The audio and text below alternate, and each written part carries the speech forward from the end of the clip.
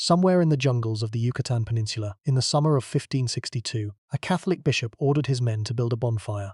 Not a bonfire of wood or refuse, a bonfire of books. Thousands of them. Handwritten volumes of Maya knowledge. Astronomy, medicine, mathematics, ritual calendars, genealogies, histories spanning centuries. Stacked into a pyre in the town square of Mani. The flames were lit. The Maya who watched were forced to attend. Some of them wept openly. Others stood in stunned silence. By the time the fire died down, an entire civilization's written memory had been reduced to ash and smoke. The man who gave the order was Diego de Landa, a Franciscan friar who had arrived in the Yucatan with a stated mission to save souls. He believed the Maya texts were instruments of the devil. He believed that destroying them was an act of mercy.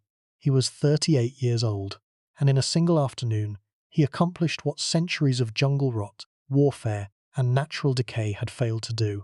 He erased, almost completely, the written record of one of the most intellectually advanced civilizations the Western Hemisphere had ever produced. Think about the scale of that loss. The ancient Maya developed one of only 5 fully independent writing systems in all of human history. They invented the concept of 0 centuries before Europe adopted it. Their astronomical calculations predicted the movements of Venus with an error of only 2 hours over a 500-year cycle. Their calendar system was more accurate than the Gregorian calendar that replaced it. They built cities that rivaled anything in the contemporary medieval world, and they wrote all of it down in thousands upon thousands of painted books made from the bark of fig trees, folded like screens, covered in vivid colors and precise glyphs. Of those thousands of books, exactly 4 survive today. 4, out of what scholars estimate may have been tens of thousands of codices spread across the Maya world. The rest were burned, destroyed by Spanish friars, left to decay in abandoned temples, or simply lost in the upheaval of conquest. We do not know how many there were. We will never know. What we do know is that when those books burned, humanity lost one of the most complete records of indigenous science, mathematics, and astronomy ever created. Gone. Permanently.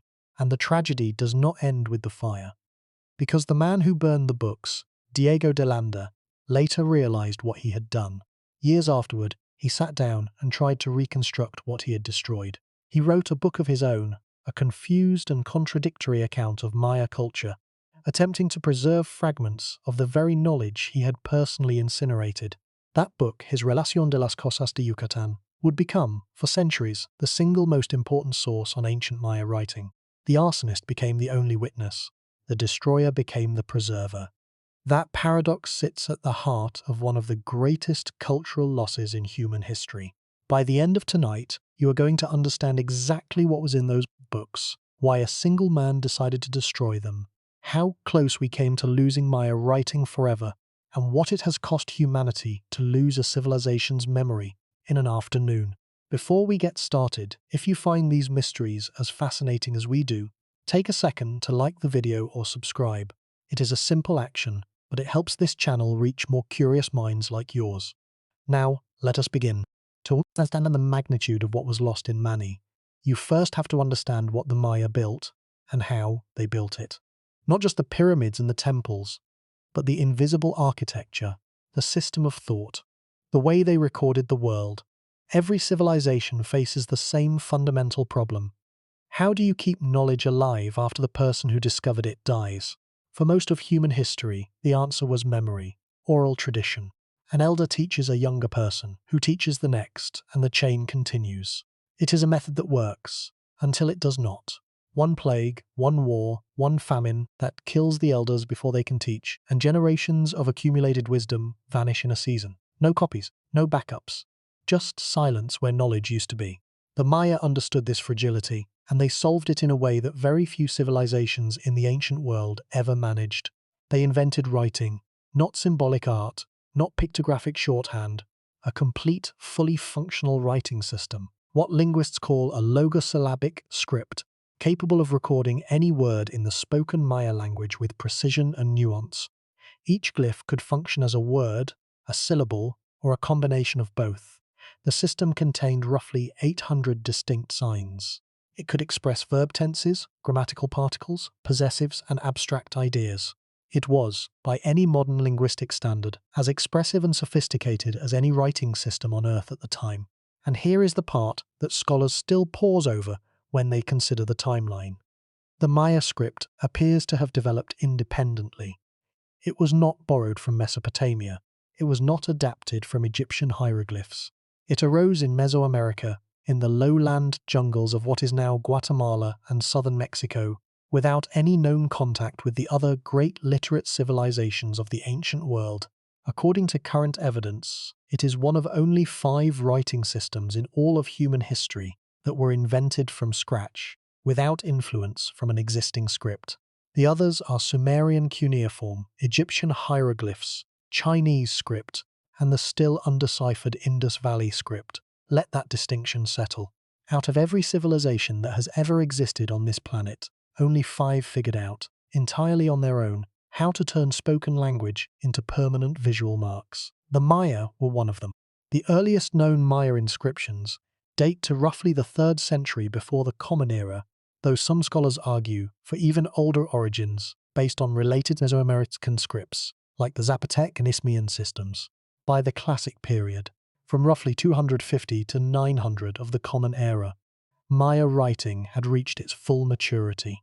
It appeared on stone monuments called stelae, on the walls of temples, on painted ceramics, on jade ornaments, on shells, on bones, and most importantly, in books. The books were called codices. The singular is codex. They were made from the inner bark of the wild fig tree, a material the Maya called hun. The bark was stripped, pounded flat, and coated with a thin layer of white lime plaster to create a smooth writing surface. The pages were then joined together in a continuous strip that could stretch to extraordinary lengths. Some codices may have been as long as 7 meters or more when fully unfolded. The strip was folded back and forth in an accordion pattern so that each panel became a page. Wooden covers were attached to the front and back to protect the contents. The scribes who created these books held one of the most revered positions in Maya society. They were called atsib, those who write, and they were typically members of the royal family or the high nobility. To be a scribe was not merely a profession, it was a sacred calling. The Maya patron deity of writing and learning was Itzamna, one of the most powerful gods in the Maya pantheon, often depicted as an elderly figure holding a brush and an ink pot. Writing was, in the Maya worldview, a divine act. The glyph for scribe was literally the image of a hand holding a brush, and the scribes themselves were considered intermediaries between the human world and the world of sacred knowledge. Think about what that means for the culture of the book. In Maya civilization, the act of writing a codex was not bureaucratic record-keeping. It was a spiritual practice performed by trained elites who had spent years, sometimes decades, learning the 800 glyphs, mastering the pigments, understanding the calendrical mathematics, and memorizing the astronomical tables that filled the pages. Each codex was, in a very real sense, a work of art, a scientific instrument, and a prayer, all at once. And the Maya wrote a staggering number of them. We cannot know the exact figure, but the evidence strongly suggests that every major Maya city, and there were dozens, spread across an area the size of modern Germany, maintained its own library of codices. The great cities of Tikal, Calakmul, Palenque, Copan, and Uxmal were not only political and ceremonial centers, they were intellectual centers, places where astronomers calculated eclipses, where mathematicians refined the concept of zero, where historians recorded the deeds of kings going back generations, and where all of this was written down in painted books and stored in dedicated rooms within the temples. Bishop Diego de Landa himself, writing decades after the burning, admitted the sheer volume of what the Maya had produced. In his own account, he described seeing great quantities of books in the towns and villages of the Yucatan. He wrote that the Maya recorded their histories, their sciences, and their ceremonies in these volumes, and that the books were widespread. Other Spanish sources from the 16th century corroborate this. The Franciscan friar Bernardo de Lizana described Maya books as containing knowledge of astronomy, prophecy, and medicine. The Spanish colonial administrator, Antonio de Ciudad Real, noted that the Maya possessed books on virtually every subject. Multiple eyewitnesses, in other words, confirmed that the Maya literary tradition was not rare or isolated. It was pervasive. Books were everywhere. The question that haunts every scholar of Maya civilization is, how many? Conservative estimates suggest thousands. Some scholars have argued for tens of thousands, based on the number of cities, the centuries of literary production, and the cultural importance of the written word in Maya society. The archaeologist Michael Coe, one of the foremost experts on Maya writing, compared the loss to what would have happened if every book in ancient Greece and Rome had been destroyed, leaving behind only a handful of fragments. But even that comparison understates the problem, because the Greeks and Romans left behind thousands of inscriptions on stone and pottery, allowing scholars to reconstruct much of the literary tradition, even from the fragments. The Maya left behind stone inscriptions too, the stelae and temple walls, but these are almost exclusively political and dynastic records. The science, the astronomy, the medicine, the mythology in its full complexity, that was in the books. To make this concrete, consider what we know was in the codices based on the 4 that survive, and on the stone inscriptions that reference book-based knowledge. The Maya developed a numerical system based on 20, rather than the base 10 system most of the world uses today. They were one of the first civilizations in the world to independently invent the concept of zero, a placeholder symbol that made advanced mathematics possible. Their system used only 3 symbols, a dot for 1, a bar for 5, and a shell glyph for 0. With these 3 symbols, they could represent any number, no matter how large. Their calendar system was staggeringly complex and precise. They maintained at least 3 interlocking calendars simultaneously. The Tzolk'in was a 260-day ritual calendar. The Hab was a 365-day solar calendar. The long count was a linear calendar that tracked elapsed days from a mythological starting point, capable of expressing dates millions of years into the past or future. The interaction between these calendars created cycles within cycles, wheels within wheels, a mathematical architecture of time that required sophisticated computation to maintain, and all of it was recorded in the codices. Their astronomical knowledge was, by any standard, extraordinary. The surviving Dresden Codex, one of the 4 remaining Maya books, contains tables that track the synodic period of Venus with an accuracy that modern astronomers have described as astonishing. The Maya calculated that Venus completed 1 cycle of visibility every 584 days. The actual figure, according to modern measurements, is 583.92 days. The Maya figure is accurate to within roughly 2 hours over a full cycle. They achieved this without telescopes, without any known optical instruments, with nothing but their eyes, their mathematics, and their codices, and Venus was only one object they tracked. The codices contained eclipse prediction tables, lunar cycle calculations, and what appear to be observations of Mars and possibly Jupiter. Some scholars have argued that the full scope of Maya astronomical knowledge, the tables, the calculations, the predictive models, would have required generations of continuous observation and record-keeping, passed down through centuries of scribes, each one adding to the work of the last. All of it in the books, all of it in the codices. Their medical knowledge is harder to assess, precisely because so much of it was lost. But colonial-era Spanish sources describe Maya healers using hundreds of plant-based remedies, performing sophisticated surgeries, setting broken bones, and treating ailments that European medicine of the same period could not. The ethnobotanist Brent Berlin has documented that the Maya identified and named over 400 medicinal plants. Their pharmacological knowledge was immense, and it was recorded in the codices. When the books burned, centuries of accumulated medical knowledge burned with them. Treatments, dosages, plant identification guides, surgical techniques. Gone. The math is striking. Consider the following. Of the entire literary output of the ancient Maya civilization, spanning roughly 2,000 years of continuous writing, exactly 4 codices survive. 4 books. The Dresden Codex, currently in the Saxon State and University Library in Dresden, Germany. The Madrid Codex, in the Museum of the Americas in Madrid, Spain. The Paris Codex, in the Bibliothèque Nationale de France in Paris. and the Grolier Codex, now known as the Mexico Codex, in the National Museum of Anthropology in Mexico City, whose authenticity was debated for decades before being confirmed in 2016. 4 books out of thousands, maybe tens of thousands, a survival rate so close to zero that it barely registers as a number. Compare that to the survival rate of ancient Greek literature.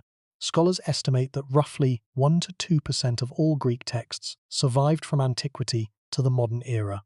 That seems catastrophically low, until you compare it to the Maya. If the Greeks lost 98% of their literary heritage, the Maya lost something closer to 99.99% of theirs. The proportions are not even in the same category. There is a detail about Maya scribal culture that illuminates just how deeply embedded writing was in this civilization's identity.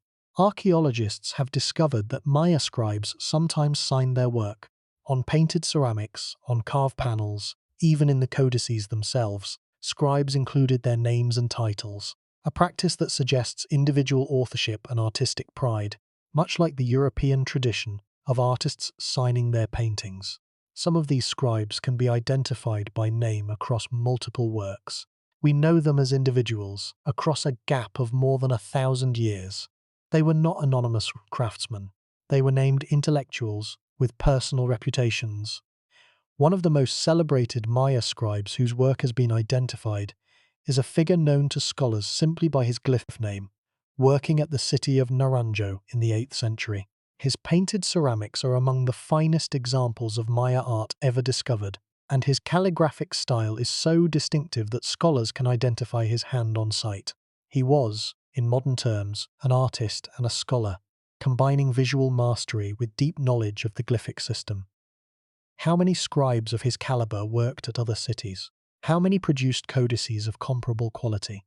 We will never know. Their names survive on a handful of pots and stone panels. Their books are gone. The destruction of Maya writing was not the first time humanity had lost a literary tradition. The burning of the Library of Alexandria, the sack of Baghdad, the dissolution of the English monasteries, all are remembered as catastrophic losses. But the Maya case is arguably the most complete of all, because in those other cases, the literary tradition survived in some form. Greek literature survived in Arabic translations. Roman texts were copied by medieval monks. Even the destruction of Baghdad, as devastating as it was, did not erase Arabic literacy itself. Scholars continued to write in Arabic. The script endured. The tradition, wounded but alive, continued. In the Maya case, the tradition was killed, not wounded, killed. The script died with the scribes. The books burned with the libraries. The schools were closed. The students were dispersed. Within 2 or 3 generations, the Maya writing system, one of the 5 independent inventions of writing in all of human history, became a dead script. No one could read it. No one could write it. It became, for all practical purposes, as lost as Linear A or the Indus Valley script, except that in this case, we know exactly who killed it and why. And that is where the story turns dark. Because this was not an accident. This was not the slow erosion of time, the gradual decay of bark paper in a tropical climate, the quiet crumbling of abandoned libraries. Some of that happened, certainly, but the decisive blow, the one that ensured that Maya civilization would be silenced for centuries, was deliberate. It was ordered by a single man, and it was carried out in the name of God. There is another dimension to the Maya literary tradition that makes its destruction even more painful to contemplate. The physical beauty of the codices themselves. The surviving examples reveal an artistic tradition of extraordinary refinement. The scribes used brushes made from animal hair, fine enough to produce lines of remarkable precision. Their pigments were made from mineral and vegetable sources, a vivid red from cinnabar, a brilliant blue from the famous Maya blue pigment, a compound of indigo dye and palygorskite clay that has proven almost indestructible, surviving over 1,000 years without fading, yellows from iron oxide and a deep black from carbon. The pages of the codices were painted with the same care and skill that the Maya lavished on their murals, their ceramics, and their stone carvings. The result was not merely functional, it was beautiful. The Dresden Codex, even in its damaged state, is one of the most visually stunning documents ever produced by any civilization anywhere in the world. The glyphs are painted with a steady hand. each one precisely sized and spaced. The astronomical tables are laid out with geometric regularity. The illustrations of gods, ceremonies, astronomical events, and natural phenomena are rendered in vivid colours with a grace and clarity that speaks to centuries of refined artistic tradition. This was not utilitarian record-keeping. This was calligraphy elevated to high art, and every one of those books was painted by hand. There was no printing press in the Maya world. Each codex was a unique object, created by a single scribe or a small team of scribes over weeks or months of painstaking work. When a codex was destroyed, there was no copy stored in another city. There was no way to reconstruct it. Each book was irreplaceable in the most literal sense of the word, and each one that burned at Mani represented not only the knowledge it contained, but the months or years of human labour and artistic skill that had gone into its creation. The oral traditions that accompanied the codices add another layer of loss. The Maya did not simply read their books the way a modern person reads a novel. The codices were performed. During important ceremonies, a priest or scribe would unfold the codex and recite its contents aloud, adding commentary, interpretation, and dramatic emphasis. The written text was the skeleton of a much larger body of knowledge that included oral explanation, ritual context, and interpretive tradition. When the books burned, the oral traditions that accompanied them, the commentary, the explanation, the lived understanding, burned too. Even if we could somehow recover every lost codex, we would still be missing the interpretive framework that gave the texts their full meaning. The relationship between Maya writing and Maya mathematics deserves particular attention because it reveals just how deeply integrated the intellectual systems of this civilization were. The Maya base 20 number system was not an isolated achievement. It was woven into every aspect of their intellectual life. Their calendar calculations required multiplication and division of extremely large numbers. Their astronomical observations required the ability to track cycles spanning thousands of years. Their architectural proportions appear to have been governed by mathematical ratios that scholars are still working to understand. All of this mathematical knowledge was recorded in the codices. The surviving examples show tables of numbers running into the millions, laid out with a precision that implies a level of mathematical sophistication far beyond simple counting. The concept of zero, which the Maya developed independently, is worth pausing over. Zero is not merely a number. It is a conceptual breakthrough of the first order. The idea that absence itself can be quantified, that nothing is something, that the space where a value should be is itself a kind of value. This insight, which seems obvious to a modern mind, took most civilizations thousands of years to achieve. The Babylonians used a placeholder but never developed a true zero. The Greeks, for all their mathematical genius, never fully embraced the concept. The Romans had no zero at all. The Maya, working in isolation from all of these traditions, arrived at the concept independently. And they did not merely invent it in the abstract, they used it. Their mathematical system would not function without it. It was embedded in every calculation, every calendar date, every astronomical table. It was, in the most concrete sense, the foundation of their entire intellectual edifice, and that foundation was recorded in the codices. When the books burned, we lost not only the specific calculations they contained, but the opportunity to understand how the Maya arrived at the concept of zero, what line of reasoning led them there, what problems they were trying to solve, what intellectual path they followed. We have the destination. We have lost the journey. The trading networks that spread Maya codices across Mesoamerica add yet another dimension to the loss.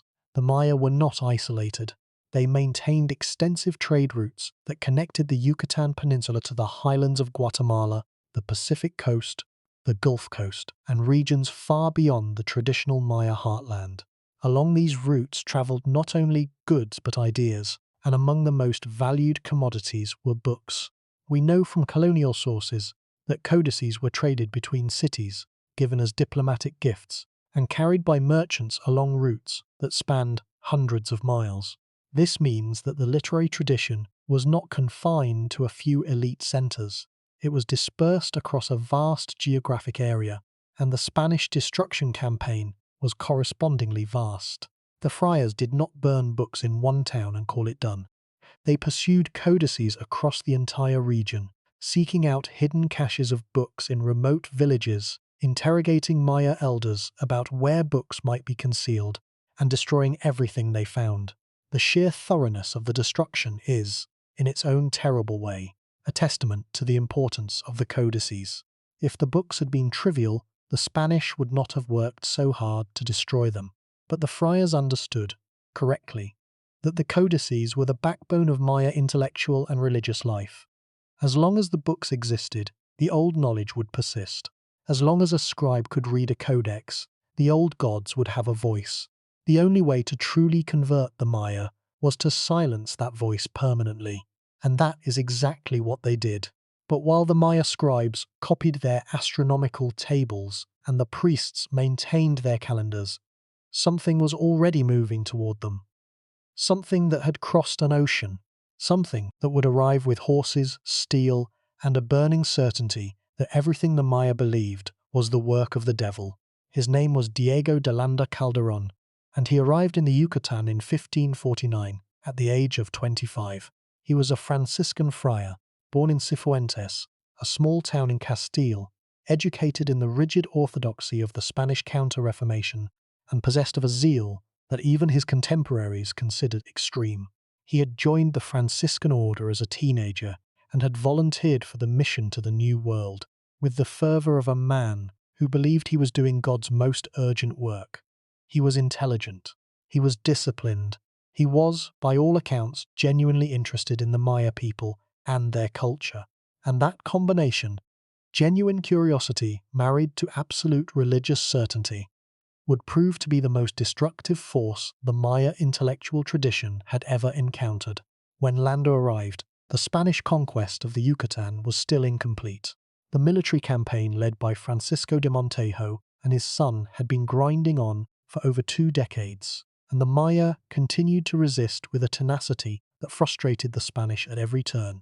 Unlike the Aztec Empire, which had fallen to Cortés in a single dramatic campaign, the Maya were not a single centralized state.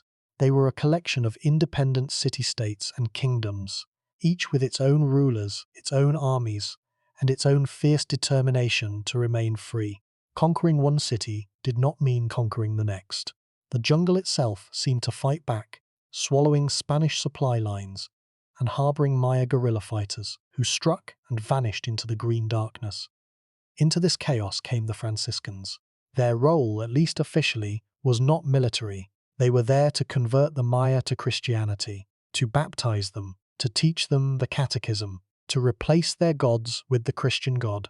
And in the early years, some of the friars, including Landa himself, approached this task with what they believed was compassion. They learned the Maya language. They lived in Maya communities. They studied Maya customs. Landa, in particular, became something of an amateur ethnographer, recording detailed observations about Maya society, religion, agriculture, and daily life. He was fascinated by the Maya writing system and spent considerable effort trying to understand how it worked. He interviewed Maya informants, asking them to explain the glyphs, the calendar, the astronomical calculations. This is the paradox that has tormented historians for centuries. The man who would destroy Maya writing was, for a time, one of its most dedicated students. But underneath the curiosity, something else was building. Landa's Franciscan theology was clear on one point. The gods of the Maya were not merely false, they were demonic. The rituals, the ceremonies, the sacrifices, the books, all of it was, in the Franciscan worldview, the work of Satan, designed to trap Maya souls in damnation. To study these things was permissible, even useful, insofar as it helped the friars understand and dismantle the belief system more effectively. But to tolerate them, to allow the Maya to continue practicing their religion, reading their books, consulting their calendars, was to be complicit in their damnation. And for a man like Landa, complicity was unthinkable. The trigger came in 1562. Landa, by then the senior Franciscan authority in the Yucatan, received reports that many of the Maya who had been baptized as Christians were secretly continuing to practice their old religion. The reports were accurate. Conversion under Spanish rule was often coerced, superficial, or both. Many Maya had accepted baptism to avoid punishment, but had never abandoned their ancestral beliefs. They continued to perform rituals in hidden caves and forest clearings. They continued to consult their codices. They continued to worship their gods. For Landa, this was not a cultural misunderstanding. It was heresy. And heresy, in the theology of the Spanish Counter-Reformation, was a crime worse than murder, because it endangered not the body but the eternal soul. What followed was an event that historians have compared to the Spanish Inquisition itself, because that is essentially what it was. Landa convened an inquisitorial tribunal in the town of Mani, in the heart of the Yucatan. Over the course of several months, beginning in June of 1562, he interrogated thousands of Maya. The interrogations were not gentle. Landa authorized the use of torture, the strapado, the water torture, the rope, to extract confessions of idolatry. Maya men and women were hoisted by their wrists, suspended from beams, and beaten until they confessed to worshipping their old gods.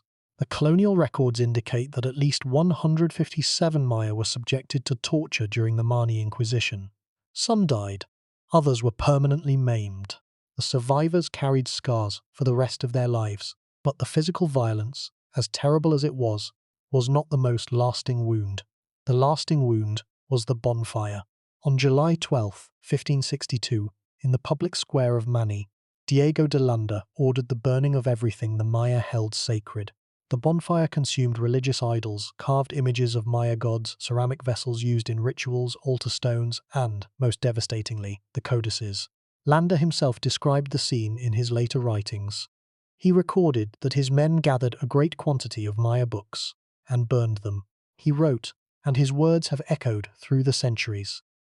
We found a large number of books in these characters, and as they contain nothing in which were not to be seen superstition and lies of the devil, we burned them all, which they regretted to an amazing degree, and which caused them much affliction. That single sentence contains one of the most revealing phrases in the entire history of cultural destruction, which they regretted to an amazing degree. Landa noticed.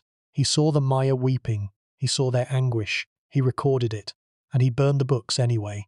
The phrase "a large number" has been debated by scholars for centuries. How many books were destroyed at Mani? Landa does not give a precise count. Some historians have estimated dozens. Others have argued for hundreds. The truth is that the Mani burning was not an isolated event. It was the most dramatic episode in a campaign of destruction that lasted years. Across the Yucatan, Franciscan friars, following Landa's example, and in some cases his direct orders, systematically sought out and destroyed Maya codices wherever they found them. Other Spanish colonial officials did the same. The Dominican friar Bartolomé de las Casas, who was generally sympathetic to indigenous peoples, nevertheless recorded that his own colleagues had participated in book burnings. The destruction was widespread, sustained, and thorough. And it gets worse, because the books were not the only target. The scribes themselves, the atzib, the keepers of the literary tradition, were targeted as well. They were among the first to be interrogated, the first to be tortured, the first to be forced to confess. Many of them were killed or imprisoned. Others fled into the jungle and were never seen again. The chain of transmission, the living link between one generation of scribes and the next, was deliberately and violently severed. To understand what this means, imagine a scenario. Imagine that every printed book in medieval Europe had been destroyed. Every copy of the Bible, every work of Aristotle, every medical text, every legal code. Now imagine that every monk who knew how to read and write Latin had also been killed or scattered. Not just the books, the readers. Not just the knowledge, the people who understood it. That is what happened in the Yucatan. The books were burned, and the people who could read them were silenced. The destruction was so effective that within a few generations, the ability to read the Maya script was completely lost. By the early 17th century, there was no one left who could read the glyphs. The stone inscriptions that covered Maya temples and monuments became, to the Maya themselves, as unreadable as they were to the Spanish. The silence was total. But here is where the story takes a turn that most historians prefer not to discuss. Because Diego de Landa, the man who ordered the burning, did not simply walk away and forget. Something happened to him in the years after Mani. Whether it was guilt, curiosity, or institutional self-interests, historians disagree. Landa began to have second thoughts, not about the burning itself. He never, as far as we know, expressed regret for destroying the codices, but he seems to have recognized, at some level, that something of value had been lost, and he tried, in his own flawed and contradictory way, to preserve fragments of what he had destroyed. In the years following the Money Inquisition, Landa was recalled to Spain to face an investigation by the Council of the Indies. His fellow friars and Spanish colonial officials had accused him of overstepping his authority, of excessive cruelty, and of conducting an inquisition that he had no legal right to convene. While awaiting trial in Spain, Landa sat down and wrote his Relación de las Cosas de Yucatán, his account of the things of Yucatan, a comprehensive description of Maya culture, religion, history, and writing that drew heavily on his years of study before the burning. The Relación is one of the strangest and most important documents in the history of anthropology. It contains detailed descriptions of Maya customs, from agriculture to astronomy, from religious ceremonies to the calendar system. It includes Landa's famous alphabet, his attempt to create a correspondence between Maya glyphs and the letters of the Spanish alphabet. This alphabet was deeply flawed.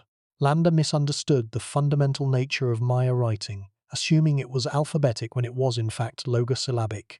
But despite its errors, Landa's alphabet would prove, centuries later, to be one of the crucial keys that allowed modern scholars to begin deciphering Maya script. The irony is almost too painful to contemplate. The man who destroyed the Maya books became, because he destroyed them, the single most important source of information about what was in them. Without Landa's Relación, we would know even less about Maya writing than we do.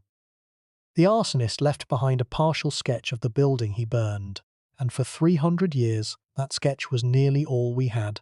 But here is the problem. Landa was not a neutral observer. He was a Franciscan friar with a theological agenda, writing an account designed in part to justify his own actions. His descriptions of Maya religion are filtered through the lens of Christian demonology. His interpretations of Maya writing are distorted by his assumption that the glyphs worked like European letters, and his account is incomplete, deliberately so in many cases because he had no interest in preserving the parts of Maya culture that he considered diabolical. The Relación survived Landa's trial. He was acquitted and returned to the Yucatán, where he was eventually appointed Bishop of Yucatán in 1572. He served as bishop until his death in 1579. He never expressed public remorse for the burning. He went to his grave believing he had done the right thing. The trial itself is a revealing document of the era's moral landscape. Landa's defense rested on a simple argument. The Maya were practicing idolatry, and as a servant of the church, he had not only the right but the obligation to stamp it out. His accusers countered that he had exceeded his authority, that only the Bishop of Yucatan had the power to conduct an inquisition, and Landa was merely a provincial, a friar without episcopal rank at the time of the Mani events. The debate was not about whether the books should have been burned. No one at the trial questioned that. The debate was about whether Landa had the jurisdictional authority to order the burning. The moral catastrophe was invisible to everyone in the room. This is one of the most chilling aspects of the entire story. At no point during Landa's trial did any Spanish official, not the judges, not the prosecutors, not the witnesses, argue that the destruction of the codices was wrong. The legal question was narrow and procedural. The cultural annihilation was taken for granted. The burning of an entire civilization's written heritage was, in the eyes of 16th century Spanish colonial authority, so obviously justified that it did not require defense. It was simply the way things were done. There is a moment in the historical record that captures this casual cruelty with devastating clarity. In his Relación, Landa describes the Maya calendar with genuine intellectual admiration, noting its complexity and sophistication. He explains the interlocking cycles, describes the mathematical principles, and demonstrates a real understanding of the system's elegance. And then, in almost the same breath, he records, without apparent contradiction, that he burned the books that contained the full elaboration of this calendar. He admired the building and then burned it down, and he saw no inconsistency in doing so. The Spanish colonial records from the decades following the Mani Inquisition paint a picture of a civilization in intellectual collapse. Maya elders, deprived of their codices, could no longer perform the calendar calculations that had structured their religious and agricultural lives for centuries. Ceremonies that depended on specific astronomical alignments could no longer be timed with precision. Medical knowledge that had been recorded in the books began to fade from living memory as the last trained practitioners died without passing on their full knowledge. The colonial administrator Gaspar Antonio Chi, himself of mixed Maya and Spanish descent, wrote in the late 16th century that the Maya were losing their history. He recorded that the old people still remembered fragments of the ancient knowledge, but that each year the memories grew dimmer, and the younger generations had no books to consult. This is the mechanism of cultural extinction. It does not happen all at once. It happens generation by generation. The elders remember. Their children remember less. Their grandchildren remember almost nothing. And within a century, the knowledge that once filled thousands of codices exists only as scattered fragments, half-remembered stories, corrupted calendrical formulas, vague references to a past that no one can fully access. The fire at Mani was the beginning. The true death of Maya knowledge was the slow, silent process that followed, as the last people who had ever read a codex died one by one, taking their memories with them. Meanwhile, the 4 surviving codices had already begun their own strange journeys. The Dresden Codex, the most complete and most scientifically important of the 4, had somehow made its way to Europe, probably purchased by a collector in the 17th century. It surfaced in the Royal Library of Dresden in 1739, where it was catalogued as a curiosity. No one in Europe could read it. For more than a century, it sat in the library, admired for its beautiful painted illustrations, but otherwise ignored. It was not until the late 19th century that scholars began to realize what they were looking at. The Madrid Codex was discovered in 2 separate pieces in Spanish collections in the 1860s. It was eventually reunited and identified as a single Maya document. The Paris Codex was found in a dusty corner of the Bibliothèque Nationale in 1859, reportedly in a basket of old papers that had been neglected for decades. The Grolier Codex appeared in a private collection in the 1960s, its provenance uncertain, its authenticity challenged for decades before scientific analysis confirmed it was genuine. 4 books, that is all. 4 books out of what was once an entire civilization's library, each one fragile, damaged, incomplete. The Dresden Codex was nearly destroyed in the Allied firebombing of Dresden in 1945. It survived in a basement vault, but suffered significant water damage. The Paris Codex has deteriorated so badly that portions of it are illegible. The Madrid Codex is the longest, but contains mostly ritual almanacs, not the scientific and historical material that scholars most wish to recover. The Grolier Codex is the shortest, only 10 pages survive. Think about what we are missing. The surviving codices contain astronomical tables, ritual almanacs, and divinatory texts.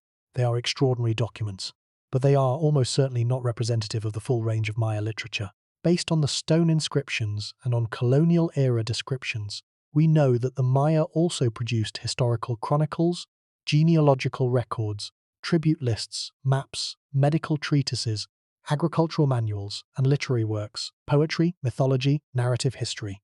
None of these categories are represented in the 4 surviving codices. We have fragments of the Maya mathematical and astronomical tradition. Everything else is gone. And this is where the story becomes truly terrifying, because the loss of the codices did not just deprive us of historical records, it severed a living intellectual tradition. The scribes who wrote the codices were not merely copying existing texts.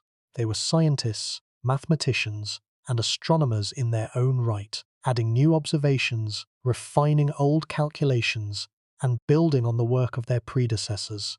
Each generation of scribes inherited the accumulated knowledge of all the generations before them and expanded it. The codices were not static archives. They were active research programs carried out over centuries by some of the most brilliant minds in the pre-Columbian world. When Landa burned the books and silenced the scribes, he did not just destroy a library. He killed a tradition of scientific inquiry that had been developing for over 1,000 years, the astronomical observations that might have been made, the mathematical discoveries that might have followed, the medical treatments that might have been refined. All of it, every future discovery that would have built on the foundation of existing Maya knowledge, was extinguished along with the fire. But here is what makes this truly terrifying. We do not even know what we do not know. The 4 surviving codices give us a glimpse, a narrow, tantalizing glimpse of what the Maya achieved. But they represent such a tiny fraction of the total output that we cannot begin to estimate what was in the books that burned. There may have been mathematical proofs we have not yet rediscovered. There may have been astronomical observations that would have advanced our understanding of celestial mechanics. There may have been medical knowledge that could have saved lives then and now. We will never know. The information is permanently beyond recovery. And the man who ensured that, Diego de Landa, is remembered today not as a villain, but as a source. The only source for much of what we know about the civilization he worked so hard to destroy. The scope of the destruction becomes clearer when you examine what the Spanish themselves recorded about the codices they found. Multiple colonial sources describe categories of Maya books that no surviving codex represents. The historian Antonio de Herrera y Tordesillas, writing in the early 17th century, described Maya books that contained histories going back 800 years. The Franciscan friar Diego López de Cogolludo, writing in the 1650s, reported that the Maya possessed books of prophecy, books of songs, books of astronomy, and books of ancient history. The Dominican friar Bartolomé de las Casas described seeing Maya books in Guatemala that contained histories of the origins of the world, explanations of the movements of the stars and planets, and records of ancient wars. Not one of these categories, historical chronicles, prophecy books, songbooks, cosmological texts, is represented among the 4 surviving codices. Consider what that means in practical terms. We possess Maya astronomical tables. We do not possess the theoretical frameworks that produce them. We have the answers. We do not have the questions, the methods, the reasoning. It is as if someone preserved a handful of equations from a physics textbook, but burned every chapter that explained what the equations meant, how they were derived, and how they could be applied. The surviving codices are data without context, numbers without narrative. And the narrative, the intellectual tradition that gave those numbers meaning, was in the books that burned. The Spanish colonial administrator Oviedo y Valdés recorded another detail that modern scholars find deeply significant. He noted that the Maya had a system of schools where young people were trained in reading, writing, and the interpretation of the codices. These were not informal apprenticeships. They were structured educational institutions attached to the temples where the next generation of scribes, priests, and astronomers received years of rigorous training. The curriculum included mathematics, astronomy, calendar computation, history, and ritual. When the Spanish destroyed the codices and dispersed or killed the scribes, they did not merely destroy books. They dismantled an educational system. They closed schools that had been operating for centuries. The archaeologist David Stewart, who has spent his career deciphering Maya inscriptions, has written about the devastating completeness of the loss. He has noted that the stone inscriptions, the stelae, the temple walls, the carved lintels, give us only a fraction of what the Maya wrote, because stone was used primarily for monumental and political purposes. The everyday intellectual life of the Maya, the working notes of astronomers, the drafts of mathematical proofs, the medical case studies, the literary compositions, was conducted on paper in the codices, and the codices are gone. Stewart has also pointed out something that makes the loss even more painful. The Maya writing system was not static. It evolved over centuries, becoming more expressive, more nuanced, and more efficient. By the late Classic period, Maya scribes had developed calligraphic styles of extraordinary beauty and complexity. They had invented ways to compress multiple glyphs into single units, creating a visual shorthand that allowed them to convey dense information in compact spaces. This was not primitive picture writing. This was a mature literary technology, honed over more than 1,000 years of continuous use. And we can see its final flowering only in fragments a handful of painted pots, a few carved panels, and 4 battered codices. The emotional weight of this loss is not abstract, it is specific. Consider the city of Palenque, one of the great Maya centers, located in what is now the Mexican state of Chiapas. Palenque's inscriptions are among the most detailed and eloquent in the entire Maya world. The carved panels in the Temple of the Inscriptions tell the story of the king Ki-Nich Janab Pakal, who ruled for 68 years and was buried in one of the most magnificent tombs ever discovered in the Americas. The inscriptions record his birth, his accession to the throne, his wars, his building projects, and his death. They are masterpieces of historical writing, but they are only the public record. The stone inscriptions of Palenque are the equivalent of press releases, carefully composed, politically motivated accounts designed to glorify the ruling dynasty. The private record, the astronomical observations, the mathematical calculations, the medical knowledge, the mythology, the poetry, was in the books, and we do not have a single codex from Palenque, not one page, not one fragment. Whatever the scribes of Palenque wrote in their books, and they surely wrote volumes, given the sophistication of their stone inscriptions, it is all gone. We have the propaganda, we have lost the science. The same is true for every major Maya city. Tikal, the largest of all Maya centers, with its towering pyramids rising above the jungle canopy of Guatemala. Calakmul, its great rival, whose rulers fought a centuries-long war for supremacy over the Maya lowlands. Copan, in modern Honduras, famous for its extraordinary sculptural tradition and its hieroglyphic stairway, the longest Maya text ever carved in stone.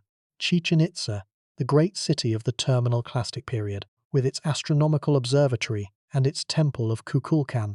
Every one of these cities had scribes. Every one produced codices. Not a single book from any of them survives. The numbers are striking when you lay them out. More than a dozen major Maya cities are known to have produced significant bodies of written work. Each of these cities flourished for centuries. Each maintained scribal schools and temple libraries. If each city produced even a few dozen codices per century, and the evidence suggests the number was much higher, the total literary output of the Maya civilization over its 2,000-year history could have numbered in the tens of thousands of volumes. Against that number, the survival of 4 codices is not a fraction, it is a statistical zero, and the destruction was not limited to the Yucatan. In the highlands of Guatemala, the Spanish conquest followed a similar pattern. Pedro de Alvarado, one of the most brutal of all the conquistadors, swept through the Maya highlands in the 1520s, burning cities, massacring populations, and destroying everything that the friars deemed idolatrous. The Highland Maya had their own literary traditions, their own codices, their own schools. These too were systematically destroyed. The Popol Vuh, the great creation narrative of the Quiche Maya, survived only because a Quiche nobleman transcribed it in the Latin alphabet in the mid-16th century, preserving the content if not the original format. Without that transcription, the Popol Vuh would be as lost as everything else. The books of Chilam Balam, prophetic and historical texts from the colonial-era Yucatan, similarly survive only in Latin alphabet transcriptions made by Maya scribes who had learned to write their language in European letters. These texts preserve fragments of pre-conquest knowledge, but they are translations, filtered through the experience of colonization, and scholars debate how much of the original content was altered, censored, or misunderstood in the process of transcription. So, the full picture of what Diego de Landa and his fellow friars accomplished is this. They did not merely burn a collection of books, they severed a civilization's connection to its own past. They destroyed the medium, the codices. They silenced the interpreters, the scribes. They dismantled the institutions, the scribal schools, and they replaced the entire system with a foreign script, a foreign language, and a foreign religion, ensuring that within a few generations, no living Maya person could read the writing on their own temples. The most complete cultural erasure in the history of the Western Hemisphere was accomplished not by an army, but by a handful of friars with torches. This is the crime.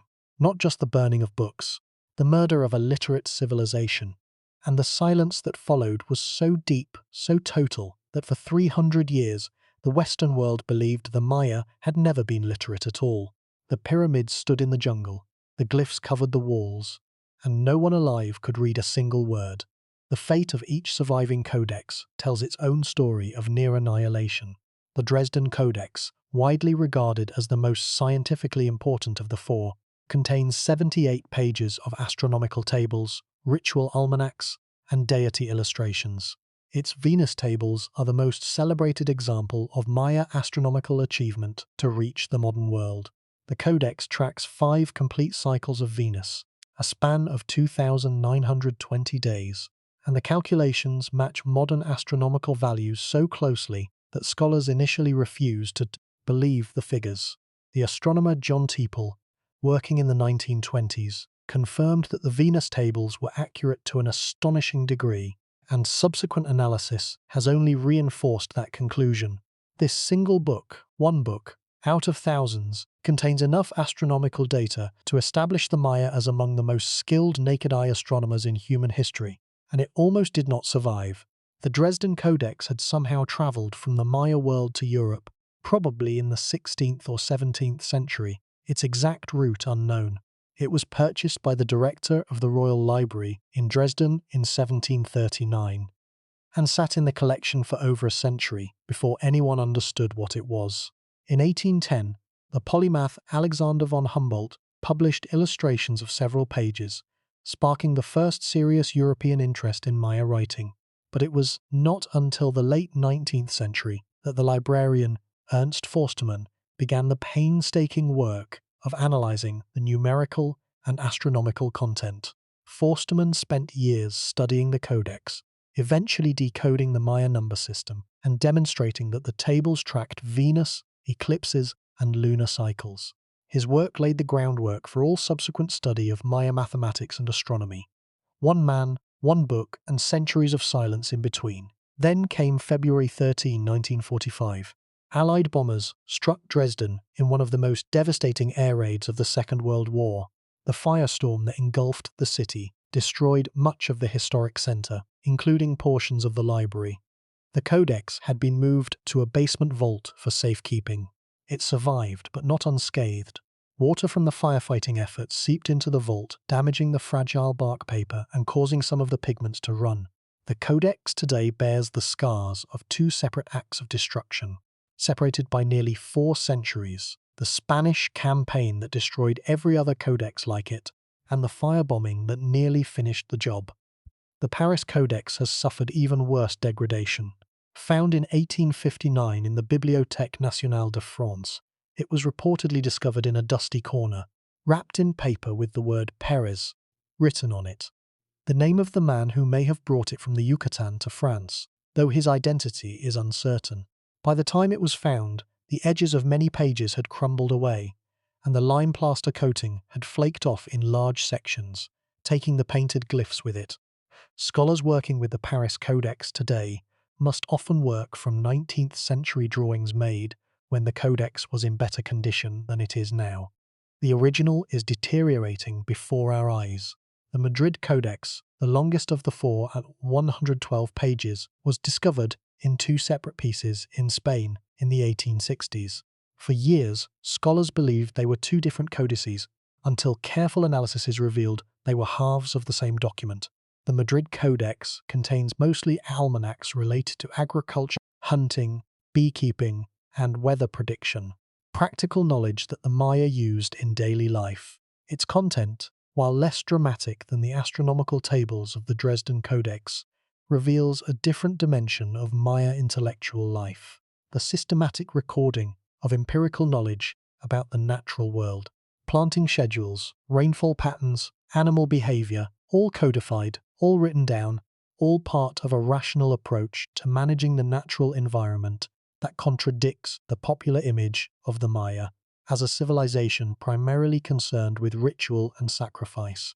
The Mexico Codex, formerly known as the Grolier Codex, has the strangest provenance of all. It appeared in the late 1960s in the possession of a Mexican collector who claimed it had been found in a cave in Chiapas. Many scholars initially dismissed it as a forgery. The paper seemed too well preserved. The style seemed inconsistent. The images, all depictions of various Maya deities associated with Venus, were cruder than those in the other codices. For decades, the Grolier Codex existed in a scholarly limbo, neither fully accepted nor definitively rejected. It was not until 2016 that a comprehensive scientific analysis, including radiocarbon dating and pigment analysis, confirmed that the codex was authentic. The bark paper dated to the 13th century. The pigments were consistent with pre-Columbian materials. The Maya had written it, and for decades, scholars had almost dismissed it as a fake, a reminder of how tenuous our grip on Maya knowledge truly is. 4 books, each one damaged, each one incomplete, each one a survivor of a catastrophe so thorough that its very survival feels miraculous. And behind each of these 4 thin, fragile documents stands the shadow of everything that did not survive. The thousands of codices that burned at Mani and in towns across the Yucatán and Guatemala. The books that rotted in abandoned temples. The books that were torn apart for their bark paper by people who could no longer read the glyphs. The books that simply vanished into the silence of a conquered civilization. The Franciscan Diego de Landa had set out to save souls. What he accomplished was the destruction of a civilization's memory, and the deepest cruelty of his legacy is that we cannot fully measure what he took from us, because the evidence of what was lost was itself consumed by the flames.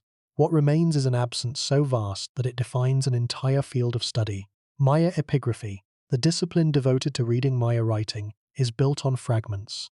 Every breakthrough, every new reading of a glyph, every newly deciphered inscription adds a tiny piece to a puzzle that is overwhelmingly missing. The scholars who devote their lives to this work are, in a very real sense, archaeologists of silence, sifting through the ashes of a bonfire lit 4.5 centuries ago, trying to reconstruct a voice that was deliberately silenced. They work with what survives. The stone inscriptions, the painted pottery, the 4 battered codices, and the deeply flawed but indispensable account written by the man who started the fire. What followed the destruction was not anger, it was silence. The worst kind of silence, the silence of things that can never be said again. The Maya continued to exist as a people. They live today, in the millions, across Mexico and Central America. Their languages are still spoken. Their descendants tend the same fields, worship at the same sacred places, and carry the same blood as the scribes who painted the codices. But the books are gone, and with them, a direct connection to one of the most extraordinary intellectual achievements in human history. What followed was 300 years of darkness, a period during which the Maya script was as unreadable as Egyptian hieroglyphs before the Rosetta Stone, as mysterious as the Indus Valley script remains today. The pyramids stood, the glyphs covered every surface, and no one, not the Maya themselves, not the Spanish colonizers, not the European scholars who would eventually travel to the ruins, could read a single word. The decipherment of Maya writing, when it finally began, would take another century and a half. It would require the efforts of dozens of scholars across multiple countries. It would be delayed by academic rivalries, by false theories that persisted for decades, and by the sheer difficulty of cracking a script that had been designed for a language no European had ever studied. And even now, with perhaps 80 to 90% of the glyphs successfully decoded, the decipherment remains incomplete. Some glyphs resist interpretation. Some passages in the surviving codices remain opaque. The script speaks, but it speaks in a voice still partially muffled by the centuries of silence that Diego de Landa imposed. And this is where the story takes its next turn, toward the attempts to recover what was lost, the discoveries that humbled modern science, and the technologies that may have been lost forever. Because the codices, for all their importance, were only the beginning. The Maya did not merely write, they invented, they built, they calculated, they observed, and much of what they created remains, to this day, beyond our ability to reproduce or fully understand. The story of the Maya codices does not end with the fire. It continues in the efforts, spanning centuries, to recover, reconstruct, and understand what was lost. These efforts have produced some of the most extraordinary moments in the history of scholarship. They have also revealed, again and again, how much we still do not know. Each attempt to piece together the Maya intellectual tradition has humbled modern science in ways that force a reckoning with our assumptions about the ancient world. The first and most dramatic of these stories is the decipherment of Maya writing itself, a saga that lasted more than 150 years and ranks among the greatest intellectual puzzles ever solved. It begins ironically with Diego de Landa's alphabet. In his Relación, Landa had asked his Maya informants to show him the glyph for each letter of the Spanish alphabet. The Maya, understandably confused by the request, their script was not alphabetic, did their best. When Landa asked for the glyph for the letter B, they gave him the glyph that corresponded to the Maya syllable B, because Landa had pronounced the letter's name aloud. When he asked for L, they gave him the glyph for L, or eel. The result was a garbled mess, a list of glyphs that did not correspond to an alphabet at all, but to syllables, misinterpreted by a man who assumed all writing systems worked like European ones. For 3 centuries, Landa's alphabet sat in obscurity. His Relation was not published until 1864, when the French cleric Charles-Étienne Brasseur de Bourbourg discovered a copy in the Royal Academy of History in Madrid. Brasseur de Bourbourg immediately recognized the potential significance of the alphabet and attempted to use it to read the Madrid Codex. His results were nonsensical. He produced translations involving submarines, volcanoes, and a lost continent he called Mu. The scholarly world was not impressed. The failure of Landa's alphabet led to a disastrous wrong turn that would dominate Maya studies for nearly a century. The British antiquarian Sir Eric Thompson, the most influential Maya scholar of the early and mid-20th century, concluded that Maya glyphs were purely ideographic, that each glyph represented an idea or a concept rather than a sound. Thompson argued that Maya writing could not be read phonetically, that the glyphs were symbolic rather than linguistic, and that any attempt to apply phonetic values to them was misguided. His authority was enormous, and for decades, almost no one dared to challenge him. Thompson was wrong, and his error cost the field of Maya studies roughly 50 years of progress. The man who proved Thompson wrong was not a Maya specialist. He was a Russian epigrapher named Yuri Knorosov, working in Leningrad in the early 1950s. Knorosov had never visited the Maya world. He had never seen a codex in person, but he had access to published photographs of the Dresden Codex and a copy of Landa's Relation, and he had an insight that changed everything. Knorosov recognized that Landa's alphabet was not an alphabet at all. It was a syllabary. The glyphs represented syllables, not letters.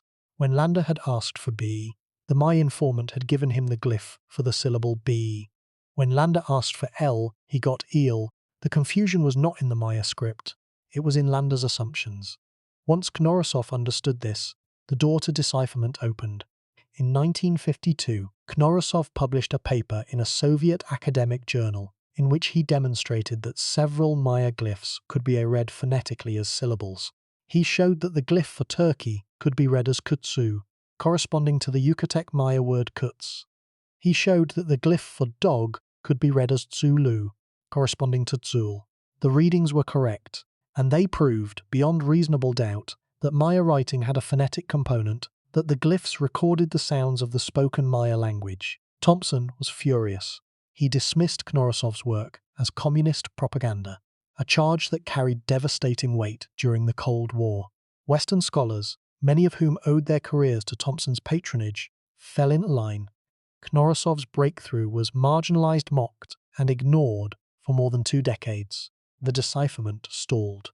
It was not until the 1970s and 80s that a new generation of scholars, including the American epigraphers Linda Shelley and David Stewart, the Russian-American scholar Tatiana Proskoryakov, and others, built on Knorosov's foundation and began the systematic decipherment of Maya writing. The breakthroughs came quickly once the phonetic principle was accepted. Shelley and Stewart, working at the famous Mesa Redonda de Palenque conferences in the mid-70s, demonstrated that the inscriptions on Maya monuments recorded specific historical events, births, deaths, wars, accessions to power, involving named individuals. This was revolutionary. For the first time, the Maya became a historical people with named kings, specific dates, and documented events. The glyphs were not mystical symbols, they were history.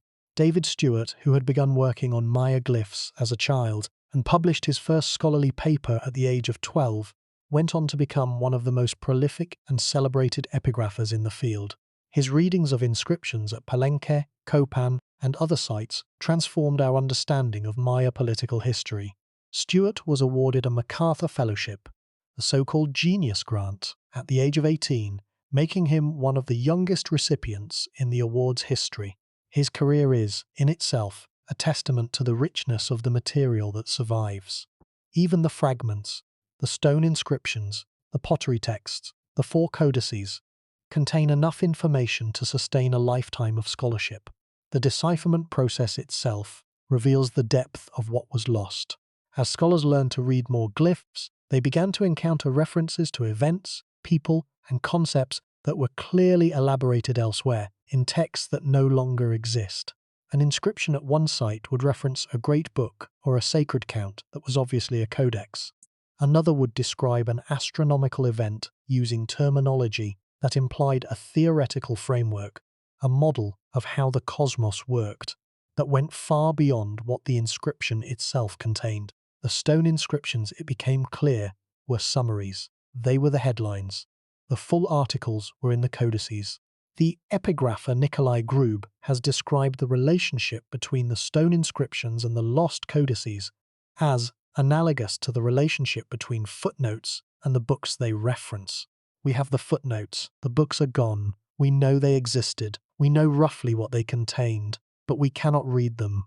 We can only infer their contents from the tantalizing references carved in stone. References that were never meant to stand alone, but were always understood as pointers to a larger body of knowledge that every literate Maya person could access. That body of knowledge is now inaccessible to everyone. The irony deepened further in the 1980s when scholars realized that many Maya inscriptions included what appear to be quotations from codices, passages that the scribes carved in stone precisely because they were citing authoritative written sources. These quoted passages are marked in the glyphic text by specific grammatical structures that indicate reported speech. The Maya, in other words, had a citation system. They credited their sources. They distinguished between original statements and quotations from existing texts. And those existing texts, the codices being cited, have been destroyed. We can see the quotation marks. We cannot see the books being quoted. But here is the problem. The decipherment of Maya writing, as triumphant as it has been, can only tell us what survives. And what survives is a fraction of a fraction. The stone inscriptions are overwhelmingly political, records of kings and wars, alliances and conquests. The pottery texts are mostly dedicatory. They name the artist, the patron, and the vessel's intended use. The 4 codices are astronomic and ritualistic. The full range of Maya intellectual life, the science, the mathematics, the medicine, the philosophy, the literature, was in the books. And the books are gone. The decipherment gave us a voice. But it is a voice that can only speak from the fragments that remain. The second great chapter in this story of recovery concerns Maya astronomy, and the humbling realization that the Maya, working without any optical instruments, achieved results that modern science struggles to match. Return to the Venus tables of the Dresden Codex. The Maya calculated the synodic period of Venus, the time between successive appearances of Venus as the morning star, as 584 days. Modern astronomy, using telescopes, spacecraft, and computer models, calculates the figure as 583.92 days.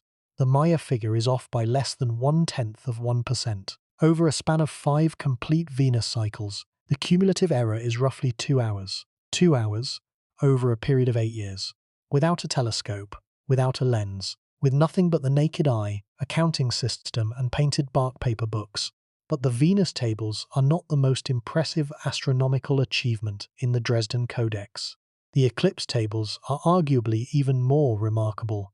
The Maya developed a method for predicting both solar and lunar eclipses with extraordinary accuracy. Their tables covered a span of over 33 years and identified eclipse danger zones, periods during which an eclipse was possible, with a reliability that modern astronomers have verified as correct. The astronomer Anthony Aveni, who has spent decades studying Maya astronomy, has written that the Maya eclipse prediction system was as sophisticated as anything produced in the ancient world, including the Babylonian and Greek systems. And it gets stranger, because the Maya appear to have known something about the movements of Mars as well. Pages of the Dresden Codex contain what scholars believe are tables tracking the synodic period of Mars. 780 days, according to the Maya, which matches the modern value almost exactly.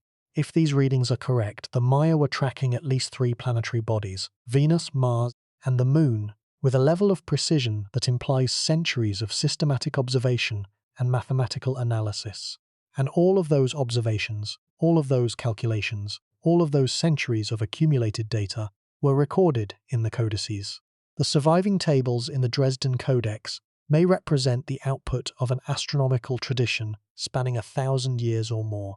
The earlier observations, the intermediate calculations, the theoretical frameworks that guided the work, all of it was in the books that burned. The archaeoastronomer Susan Milbrath has argued that the Maya likely tracked Jupiter and Saturn as well, based on patterns in the surviving codices and on the alignment of certain buildings at Maya sites with planetary rising and setting points. If she is correct, the Maya were conducting multi-planetary astronomical research without any of the instruments that European astronomers considered essential. The implications are staggering. The Maya did not merely observe the sky, they modeled it, they predicted it, they built structures aligned to celestial events that would not occur for decades or centuries. And the working notes of this extraordinary research program, the drafts, the corrections, the preliminary observations, were all in the codices. Something is wrong with our assumptions when a civilization working with the naked eye produces astronomical calculations that modern instruments have barely improved upon. The Maya challenge our understanding of what is possible without technology. They achieved with patience, observation, and mathematics what we assume requires telescopes, computers, and satellites. And the full extent of their achievement is something we may never know, because the records were burned by a man who believed the stars held no truth that the Bible did not already contain. The scale of the observational program required to produce the Venus tables alone is worth contemplating. To calculate the synodic period of Venus with the accuracy the Maya achieved, an astronomer would need to observe and record Venus's appearances as morning and evening star over many decades, possibly centuries. Each observation would need to be precisely timed, recorded, and compared to previous observations. Errors would need to be identified and corrected over multiple cycles. The entire enterprise required institutional continuity, the same observation program maintained by successive generations of astronomers, each one building on the work of the last, each one recording results in the codices that would be inherited by the next. This is what a modern scientist would call a long-duration research program, and it was destroyed by people who had no conception of its value.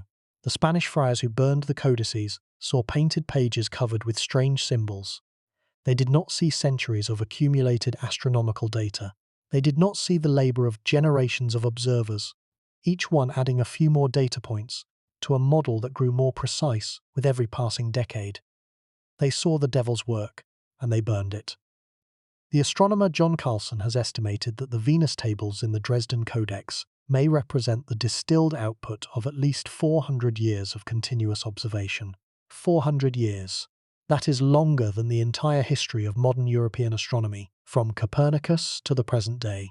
And the Maya achieved their results without a single lens, without a single clock, without a single metal instrument. They watched the sky, they counted the days, and they wrote it all down in books made from tree bark. The fact that we can still read their numbers and verify their accuracy is miraculous. The fact that we cannot read the theoretical framework that produced those numbers is a tragedy. The third chapter involves Maya blue, a pigment so extraordinary that it has puzzled scientists for decades and forced a re-examination of Maya chemistry. Maya blue is a vivid turquoise pigment that appears on Maya murals, ceramics, and, most significantly, in the surviving codices. What makes it remarkable is its durability. While other ancient pigments fade, crack, or dissolve over time, Maya blue is virtually indestructible. It resists acids, alkalis, organic solvents, and heat. It survives exposure to rain, sunlight, and tropical humidity without significant degradation. Murals painted with Maya blue over 1,000 years ago retain their color as vividly as the day they were painted. Scientists have tested the pigment with concentrated nitric acid. It does not dissolve. They have heated it to over 300 degrees. It does not change. It is, by any standard, one of the most durable pigments ever created by any civilization. The chemistry behind Maya blue remained a mystery until relatively recently. In the 1960s, researchers began to understand that the pigment is not a simple mixture but a chemical compound, a hybrid of organic and inorganic materials. The organic component is indigo, a blue dye extracted from plants of the genus Indigofera. The inorganic component is palygorskite, a clay mineral found in the Yucatán Peninsula. But Maya blue is not simply indigo mixed with clay. The two components are chemically bonded at the molecular level, forming a structure in which the indigo molecules are trapped inside the tiny channels of the palygorskite crystal lattice. This molecular encapsulation is what gives the pigment its extraordinary resistance to degradation.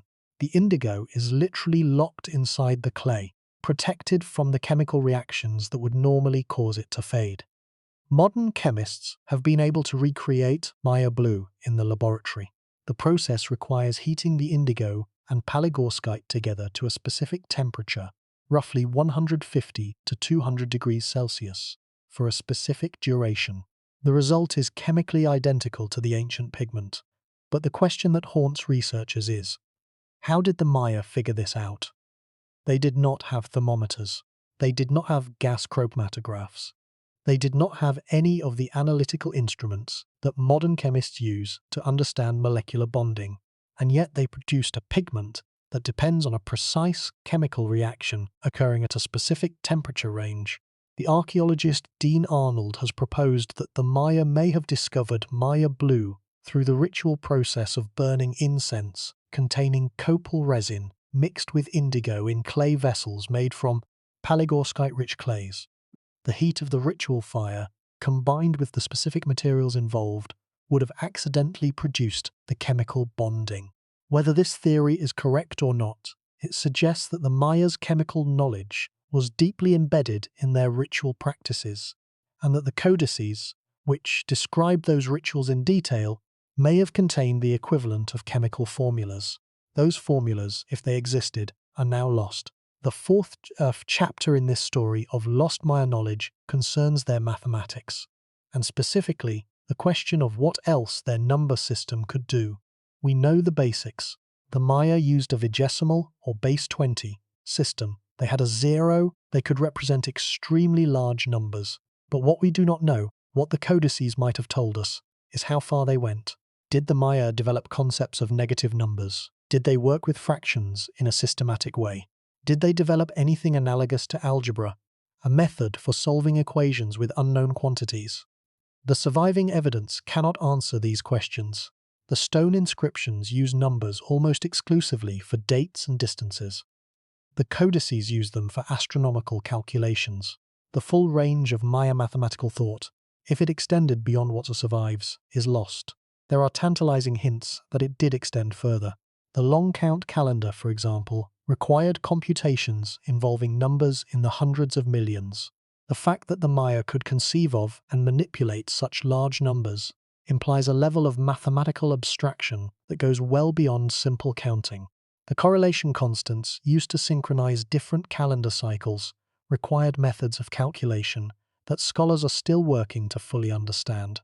Some researchers have argued that the Maya must have had computational aids, perhaps arrangements of beans or pebbles on a grid, similar to an abacus, that allowed them to perform calculations too complex for mental arithmetic alone.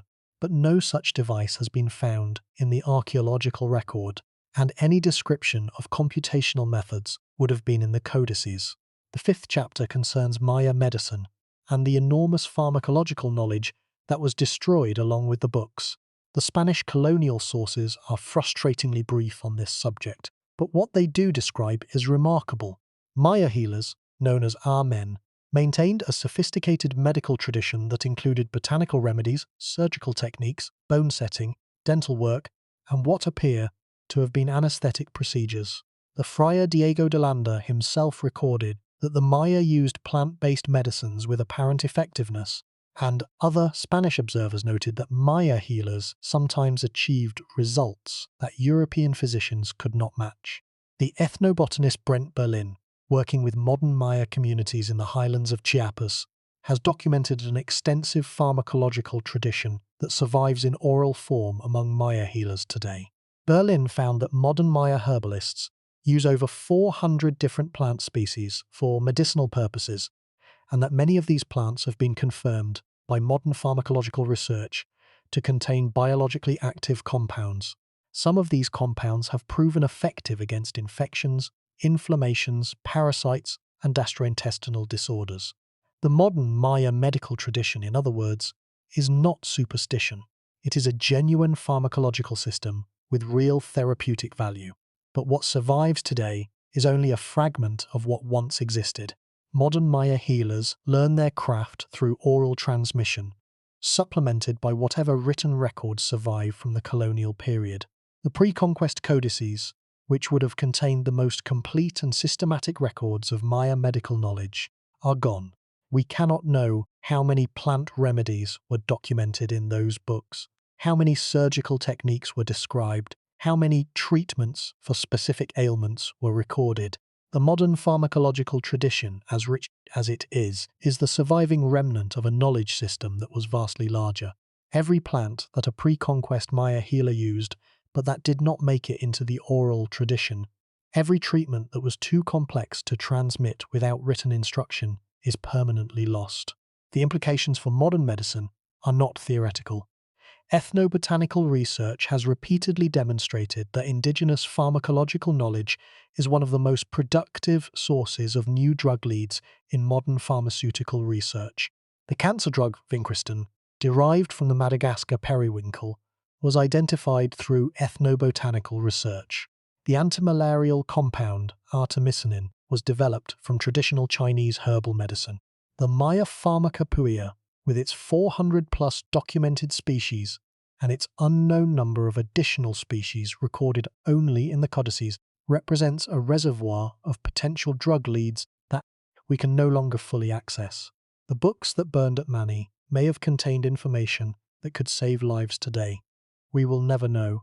There is a sixth chapter that deserves attention, one that links Maya knowledge to the built environment itself, their architectural and engineering achievements, and the codex-based knowledge that almost certainly guided them. The Maya built cities of astonishing scale and sophistication in one of the most challenging environments on Earth, the tropical lowlands of Central America, where torrential rains, dense jungle, and the absence of navigable rivers created engineering problems that would tax a modern civil engineer.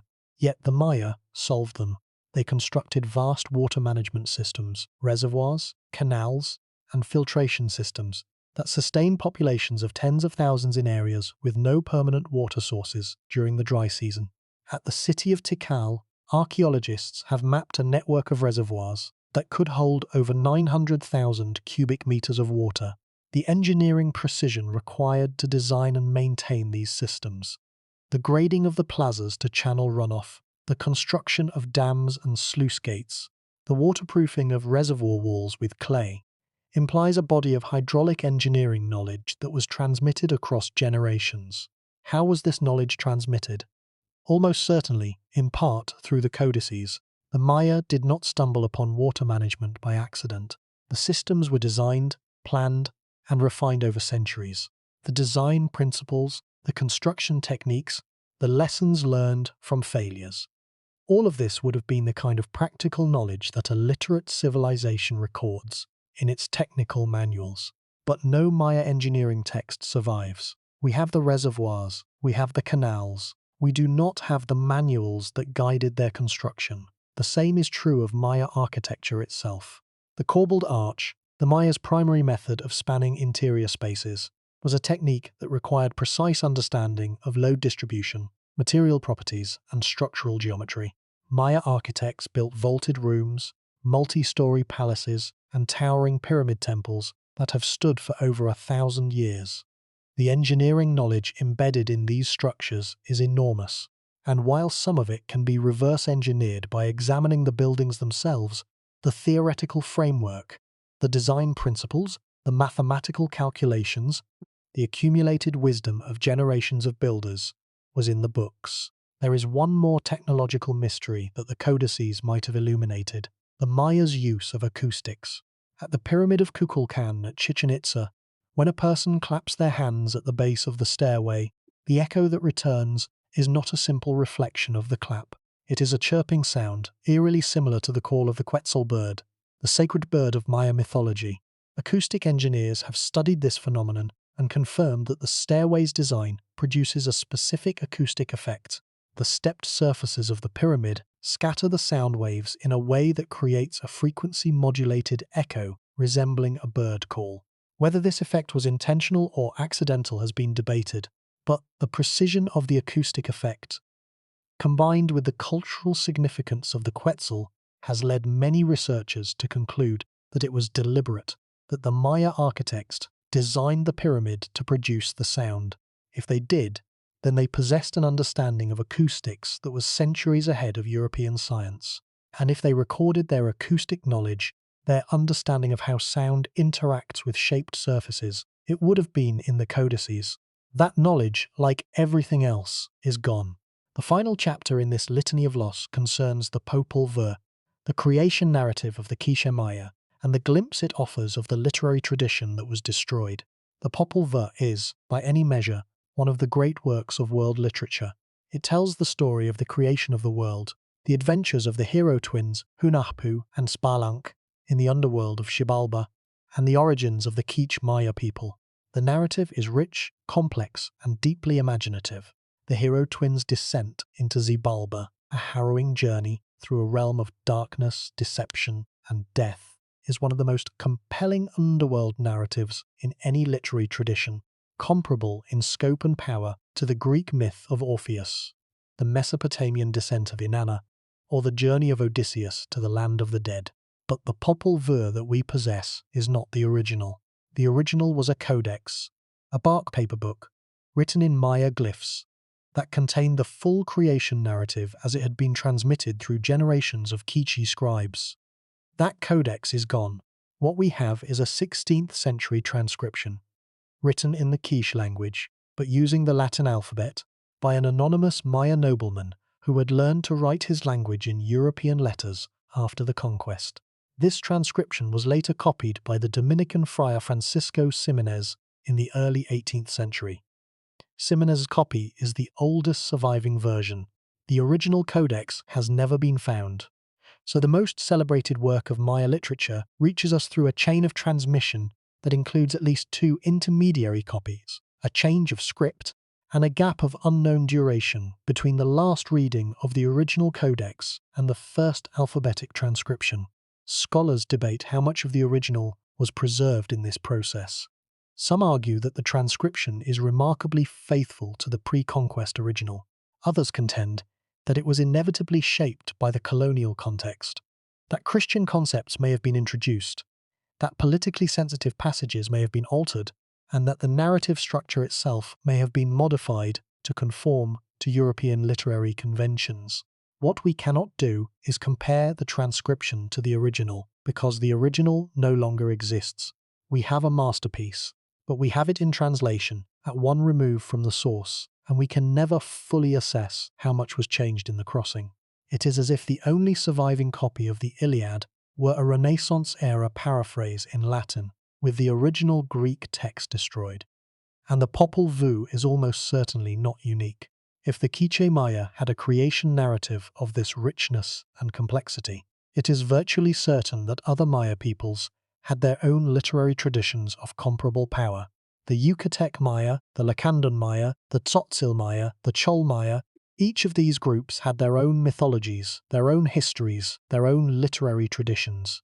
Every one of them wrote codices. Not a single pre-conquest literary codex from any of these traditions survives. The Popol Vuh is not a representative example of Maya literature. It is the sole survivor of a literary tradition that once encompassed an entire civilization. And even it reaches us only in a compromised form. Let that sink in. Every creation myth, every heroic epic, every historical chronicle, every philosophical meditation, every poem that the Maya wrote over 2,000 years of literary production, all of it is gone. The Popol Vuh is a window, a single window, looking out onto a landscape that once stretched to every horizon. Everything beyond that window is darkness, and the darkness is not metaphorical, it is literal. The Maya recorded their myths, their histories, their knowledge on bark paper, and bark paper does not survive well in the archaeological record.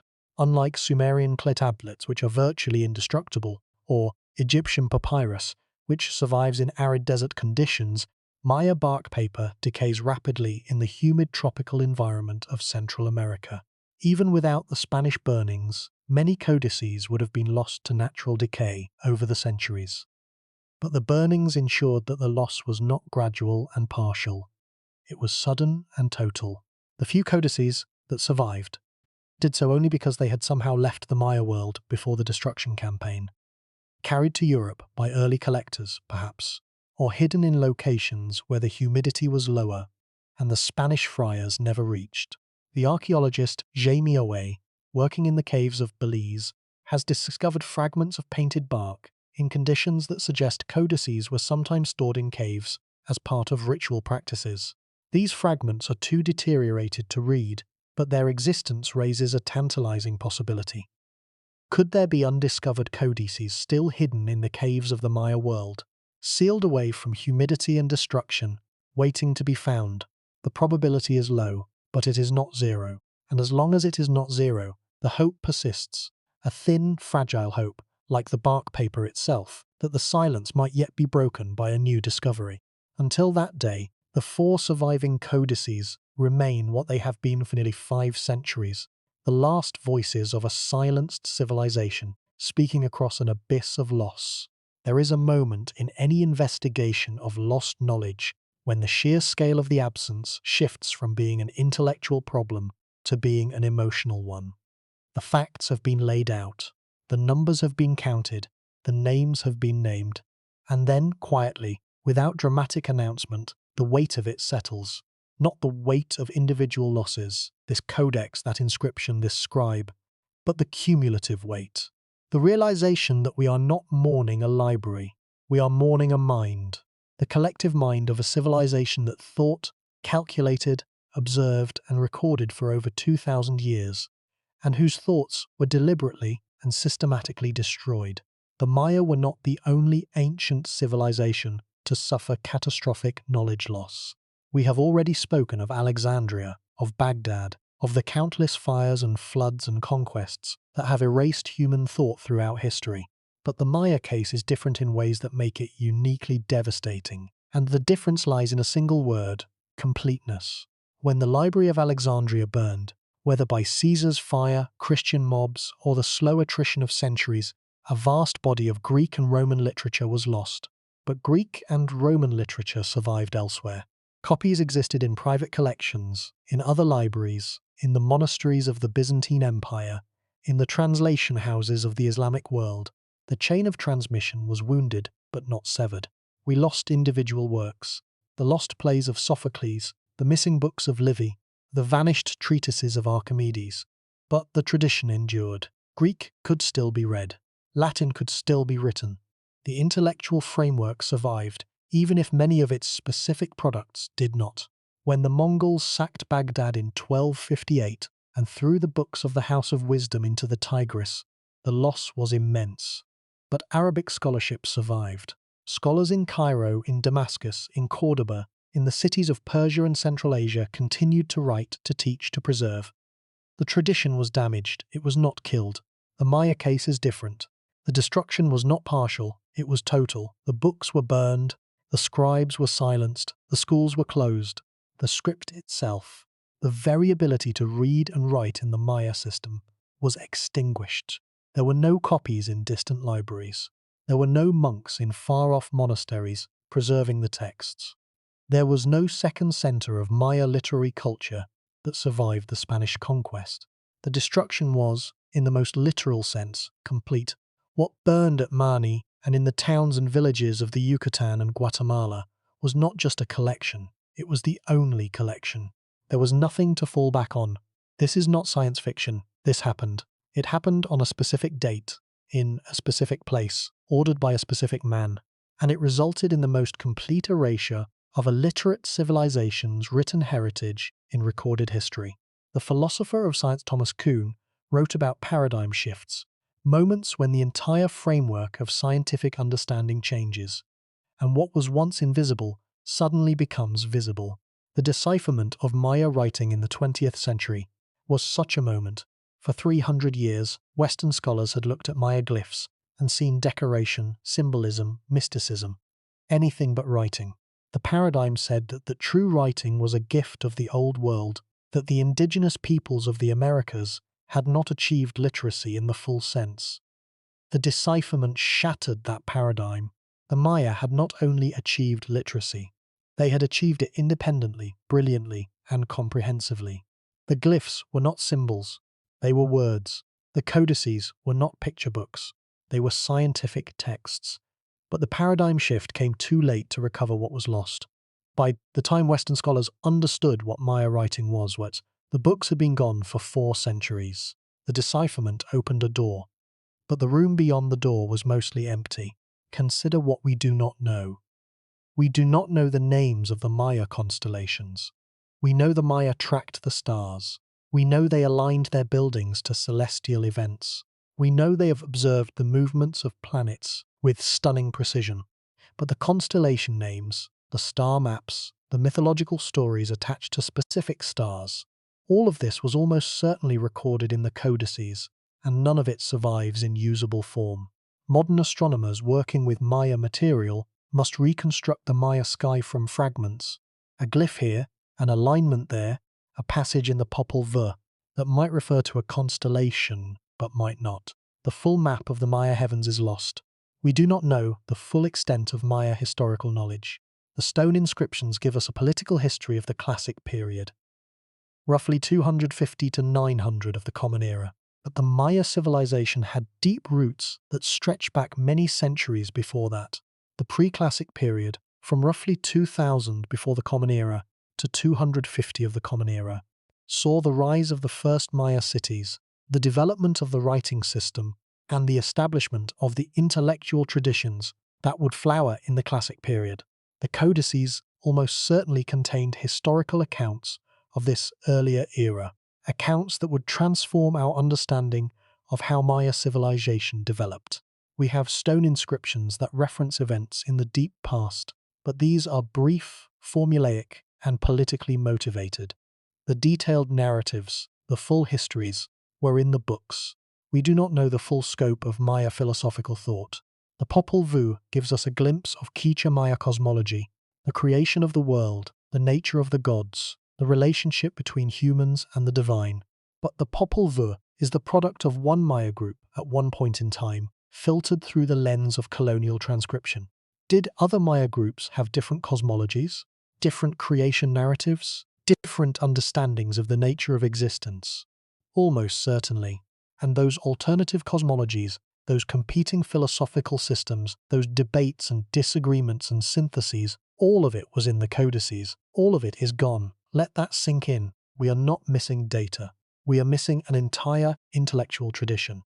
A way of thinking about the world that was developed over 2 millennia by millions of people across thousands of cities, and that was recorded in a writing system of extraordinary sophistication, and that was preserved in libraries that the people who created them considered sacred. And the whole of it, the entire tradition, in its written form, was destroyed in less than a century by a handful of foreign priests who could not read a single word of what they burned. The modern Maya scholar Michael Coe once compared the surviving corpus of Maya literature to what would remain of European literature if all that survived were 3 prayer books and a single chapter of the Bible. The comparison is imperfect. Stone inscriptions and pottery texts give us more than prayer books, but the emotional truth is exact. We have fragments, we have edges, we have hints and echoes and shadows, but the body of the work, the living, breathing, thinking body of Maya intellectual life, is gone. There is a concept in information theory called information entropy. the measure of how much information has been lost from a system. In the case of Maya literature, the information entropy is nearly total. The system has degraded to the point where reconstruction is, for most categories of knowledge, impossible. We cannot reconstruct what we do not know existed. We cannot mourn specific books whose titles we never learned. The loss is not a gap in a shelf. It is the absence of the shelf itself. And this leads to the most unsettling realization of all. The Maya codices that burned at Mani were not relics of a dead civilization. The Maya civilization was alive. It was functioning. It was producing new knowledge, new observations, new codices. The scribes, who watched their books burn, were not custodians of an ancient tradition that had run its course. They were active participants in an ongoing intellectual enterprise. The astronomical observations were continuing. The medical knowledge was being refined. The mathematical systems were being extended. When Landa burned the books, he did not merely destroy a record of the past. He terminated an active program of inquiry. He killed a living tradition in mid-sentence. What discoveries would the Maya have made in the centuries that followed if their intellectual tradition had been allowed to continue? What astronomical observations would they have recorded? What mathematical innovations would they have developed? What medical treatments would they have refined? These are questions that cannot be answered. They belong to a category of loss that is beyond recovery, not the loss of what was known, but the loss of what would have been known, the future that was never allowed to happen. The burning of the Maya codices is often compared to the burning of the Library of Alexandria, but the comparison, while emotionally apt, understates the Maya case. Alexandria was a library. The Maya codices were a civilization's entire intellectual infrastructure. Its science, its history, its literature, its philosophy, its medicine, its mathematics, its astronomy, its religion. Destroying the codices did not merely deplete Maya knowledge, it amputated it. It cut the Maya off from their own past, their own achievements, their own identity as a literate people. And it did so with such thoroughness that the wound has never healed. There is a passage in the books of Chilam Balam, the colonial-era Maya texts that preserve fragments of pre-conquest knowledge in Latin script, that captures the emotional reality of this loss more powerfully than any modern scholar could. The passage, translated by the anthropologist Ralph Roys, reads, "They did not wish to join with the foreigners. They did not wish Christianity. They did not wish to pay tribute. The spirits of the birds, the spirits of the stones, the spirits of the jaguars, they were wrongfully imprisoned. The priests were wrongfully put to death." Those are not the words of a historian. Those are the words of a people describing the destruction of their world, and the destruction of the codices was the intellectual center of that catastrophe. Modern scholars working on Maya texts sometimes describe a phenomenon they call the edge of knowledge, the point at which their research reaches a wall that cannot be crossed. They can read a glyph sequence on a monument. They can identify the historical event it describes. They can place it in a chronological framework, and then they reach a reference to something that was clearly elaborated in a codex. A calendrical calculation, a mythological narrative, an astronomical observation, and the trail goes cold. The codex is gone. The elaboration is gone. The scribe's full explanation of the event, with all its context and nuance, is ashes. The scholar stands at the edge, looking into the darkness beyond, knowing that the answers once existed, knowing that they were written down, knowing that they were deliberately destroyed, and knowing that there is nowhere else to look. This is the deeper truth of the Mayan codices. The loss is not a historical curiosity. It is not a tragedy that belongs to the past. It is an active, ongoing absence, a wound in human knowledge that bleeds every time a researcher reaches the edge and finds nothing beyond it. The information was there. It was written down. It was preserved. And it was burned. Not by accident, not by time, by a man, by a decision, by a match held to bark paper in a town square on a July afternoon in 1562. The silence that followed that fire has lasted 464 years. It will last forever, and yet the silence is not complete. That is perhaps the most heartbreaking part of this story. The Maya world is not empty. It is full of whispers, fragments, traces, echoes of the knowledge that was lost. Every newly discovered inscription, every freshly deciphered glyph, Every piece of painted pottery pulled from the earth adds a tiny fragment to a picture that we know will never be complete. The scholars who do this work understand, better than anyone, the paradox of their profession. Every discovery is simultaneously a triumph and a reminder of how much more there must have been. The epigrapher Simon Martin, one of the leading figures in modern Maya studies, has described the experience of working with Maya texts as reading a letter from which most of the pages have been torn out. The surviving pages are brilliant. They are eloquent. They are sometimes breathtaking in their precision and beauty. But they are fragments, and the consciousness behind them, the full, living, thinking mind that produced these fragments, can never be fully reconstructed from what remains. There is a concept in ecology called a ghost landscape, a landscape whose current appearance is shaped by forces that are no longer visible, a forest that looks wild and natural but was actually shaped by centuries of indigenous management practices, a grassland that exists because of fire regimes that ended generations ago. The ghost landscape looks like a natural phenomenon, but it is actually the trace of a human presence that has been erased. The Maya intellectual tradition is a ghost landscape of the mind. Its traces are everywhere, in the astronomical alignments of ruined temples, in the mathematical sophistication of surviving inscriptions, in the medicinal knowledge of modern Maya healers. But the living, systematic, recorded body of knowledge that produced these traces is gone. We see the shadows, the substance that cast them has been destroyed, and the modern world is not immune to the same forces that destroyed the Maya codices. Consider the fragility of our own knowledge systems. We store our most important information digitally, on hard drives, on servers, in the cloud. We assume this information is safe because it exists in multiple copies, spread across multiple locations. But digital storage is not permanent. Hard drives fail. Servers are decommissioned. File formats become obsolete. The average lifespan of a digital storage medium, a CD, a USB drive, a magnetic tape, is measured in years, not centuries. The Maya codices, made from bark paper, lasted for centuries in the tropical humidity of the Yucatán before they were deliberately destroyed. A modern hard drive, in the same environment, would be unreadable within a decade. Imagine waking up tomorrow and discovering that every digital file on Earth had been corrupted. Every database, every archive, every email, every academic paper, every medical record, every legal document, every photograph, every video, gone. Not because someone burned them, because the storage medium failed, because the file format was no longer supported, because the software needed to read them no longer existed.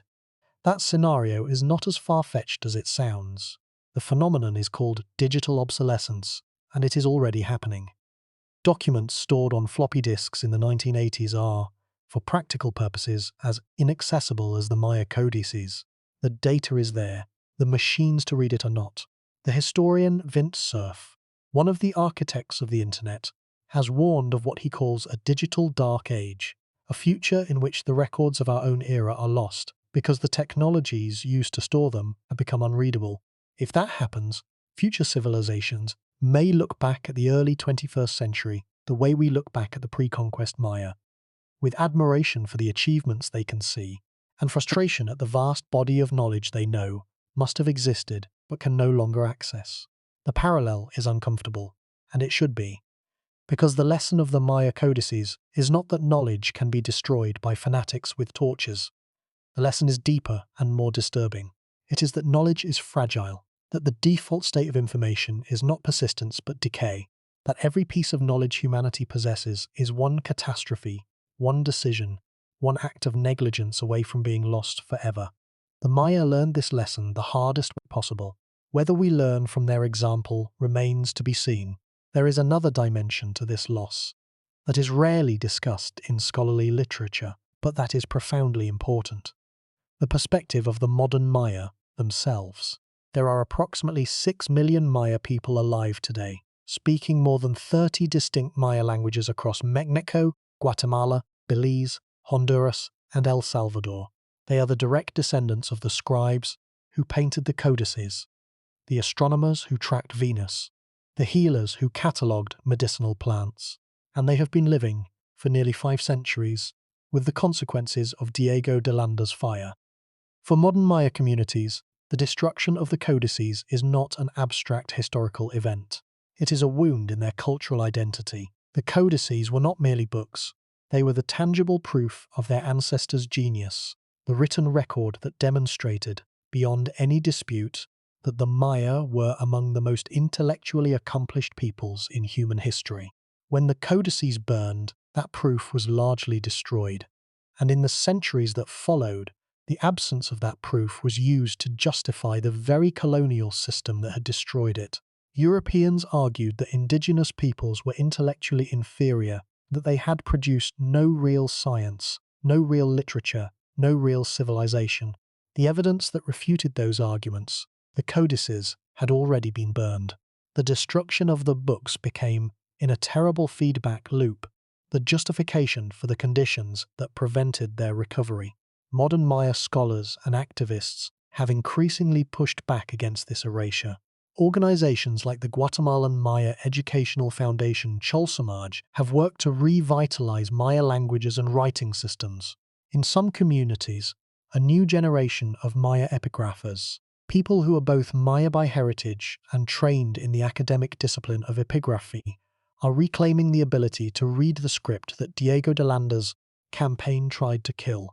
The Maya writer and scholar Gaspar Pedro Gonzalez has described this reclamation as an act of intellectual sovereignty, a refusal to accept that the colonial destruction of Maya knowledge was final.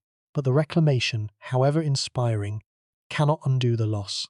The codices are gone, the knowledge they contained is gone, and the living intellectual tradition that produced them, the chain of teacher and student, of master scribe and apprentice, of accumulated observation and inherited insight, was broken so completely that it cannot be reassembled.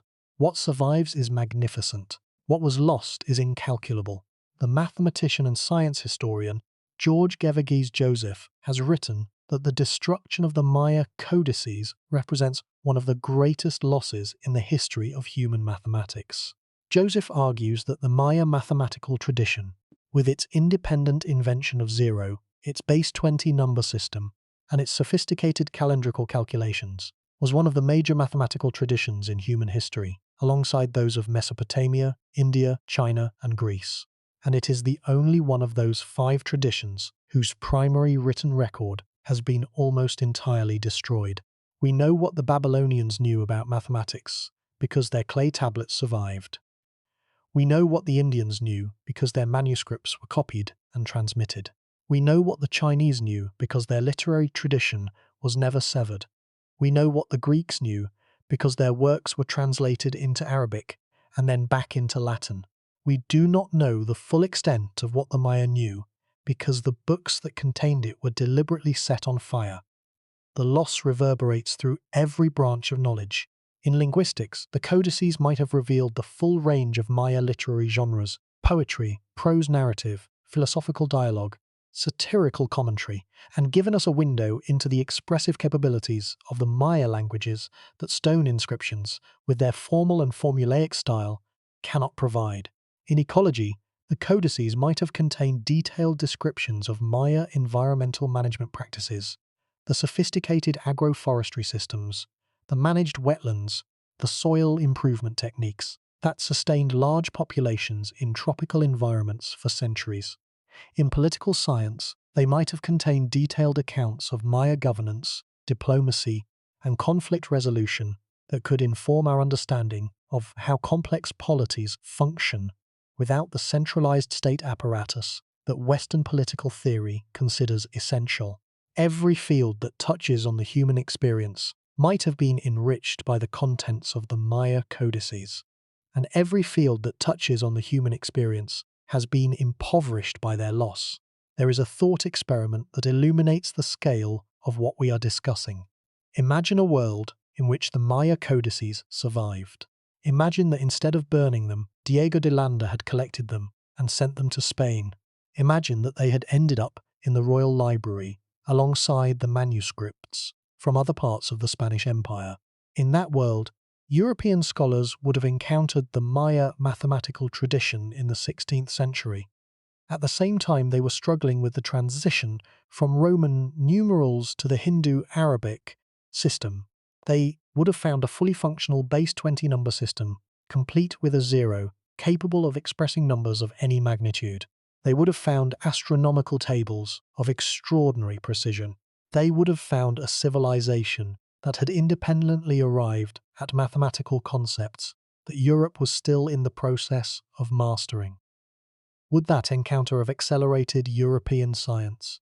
Would the Maya concept of zero, arriving from a completely independent intellectual tradition, have sparked new mathematical insights? Would Maya astronomical data, accumulated over centuries, have contributed to the Copernican revolution? We cannot know, but the possibility is not absurd. The history of science is full of moments where contact between different intellectual traditions produced breakthrough insights. The transmission of Indian mathematics to the Islamic world, and from there to Europe, transformed Western science. The Maya tradition, had it survived, might have done the same. Instead, the codices burned, and the mathematical tradition they contained was not merely lost, it was unrecognized. For centuries after the conquest, European scholars assumed that the Maya had been a primitive people, incapable of real science. The magnificent cities were attributed to lost civilizations, to wandering Egyptians, to survivors of Atlantis, to anyone except the indigenous people who actually built them. The prejudice was circular. The Maya could not have been sophisticated because they left no written records, and they left no written records because the Spanish had burned them all. It was not until the 20th century that this circular reasoning began to collapse. The decipherment of Maya writing revealed a civilization of breathtaking intellectual achievement. The analysis of the surviving codices revealed astronomical knowledge that rivaled anything in the ancient world. The archaeological record revealed cities, trade networks, agricultural systems, and artistic traditions of extraordinary complexity. But by the time these discoveries were made, the codices had been gone for 4 centuries. The proof of Maya genius arrived 400 years after the evidence had been destroyed. That temporal gap between the destruction and the understanding is perhaps the cruelest aspect of the entire story. Diego de Landa destroyed the codices in 1562. The decipherment of Maya writing did not begin in earnest until the 1950s. For nearly 400 years, the Maya intellectual tradition existed in a state of suspended invisibility, present in the stone inscriptions that covered every temple, in the 4 battered codices that sat in European libraries, in the oral traditions that persisted among Maya communities, but invisible to a Western world that had decided, without evidence, that indigenous American civilizations had nothing to teach it. The burning of the codices did not just destroy knowledge, it destroyed credibility. And the cost of that destroyed credibility in centuries of colonial exploitation, cultural suppression, and intellectual dismissal is incalculable. The most unsettling part? We may be doing the same thing right now, not with torches, not with bonfires, but with neglect, with indifference, with the quiet assumption that knowledge, once recorded, is safe. Indigenous knowledge systems around the world are disappearing at a rate that linguists describe as catastrophic. Of the roughly 7,000 languages currently spoken on Earth, nearly half are expected to fall silent within the next century.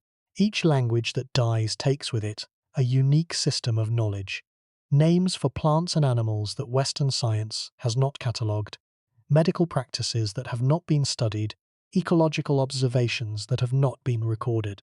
The mechanisms of loss are different from those that destroyed the Maya codices, but the result is the same: knowledge that took centuries to accumulate, vanishing in a generation.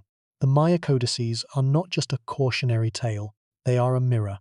They show us what happens when one civilization decides that another civilization's knowledge is worthless.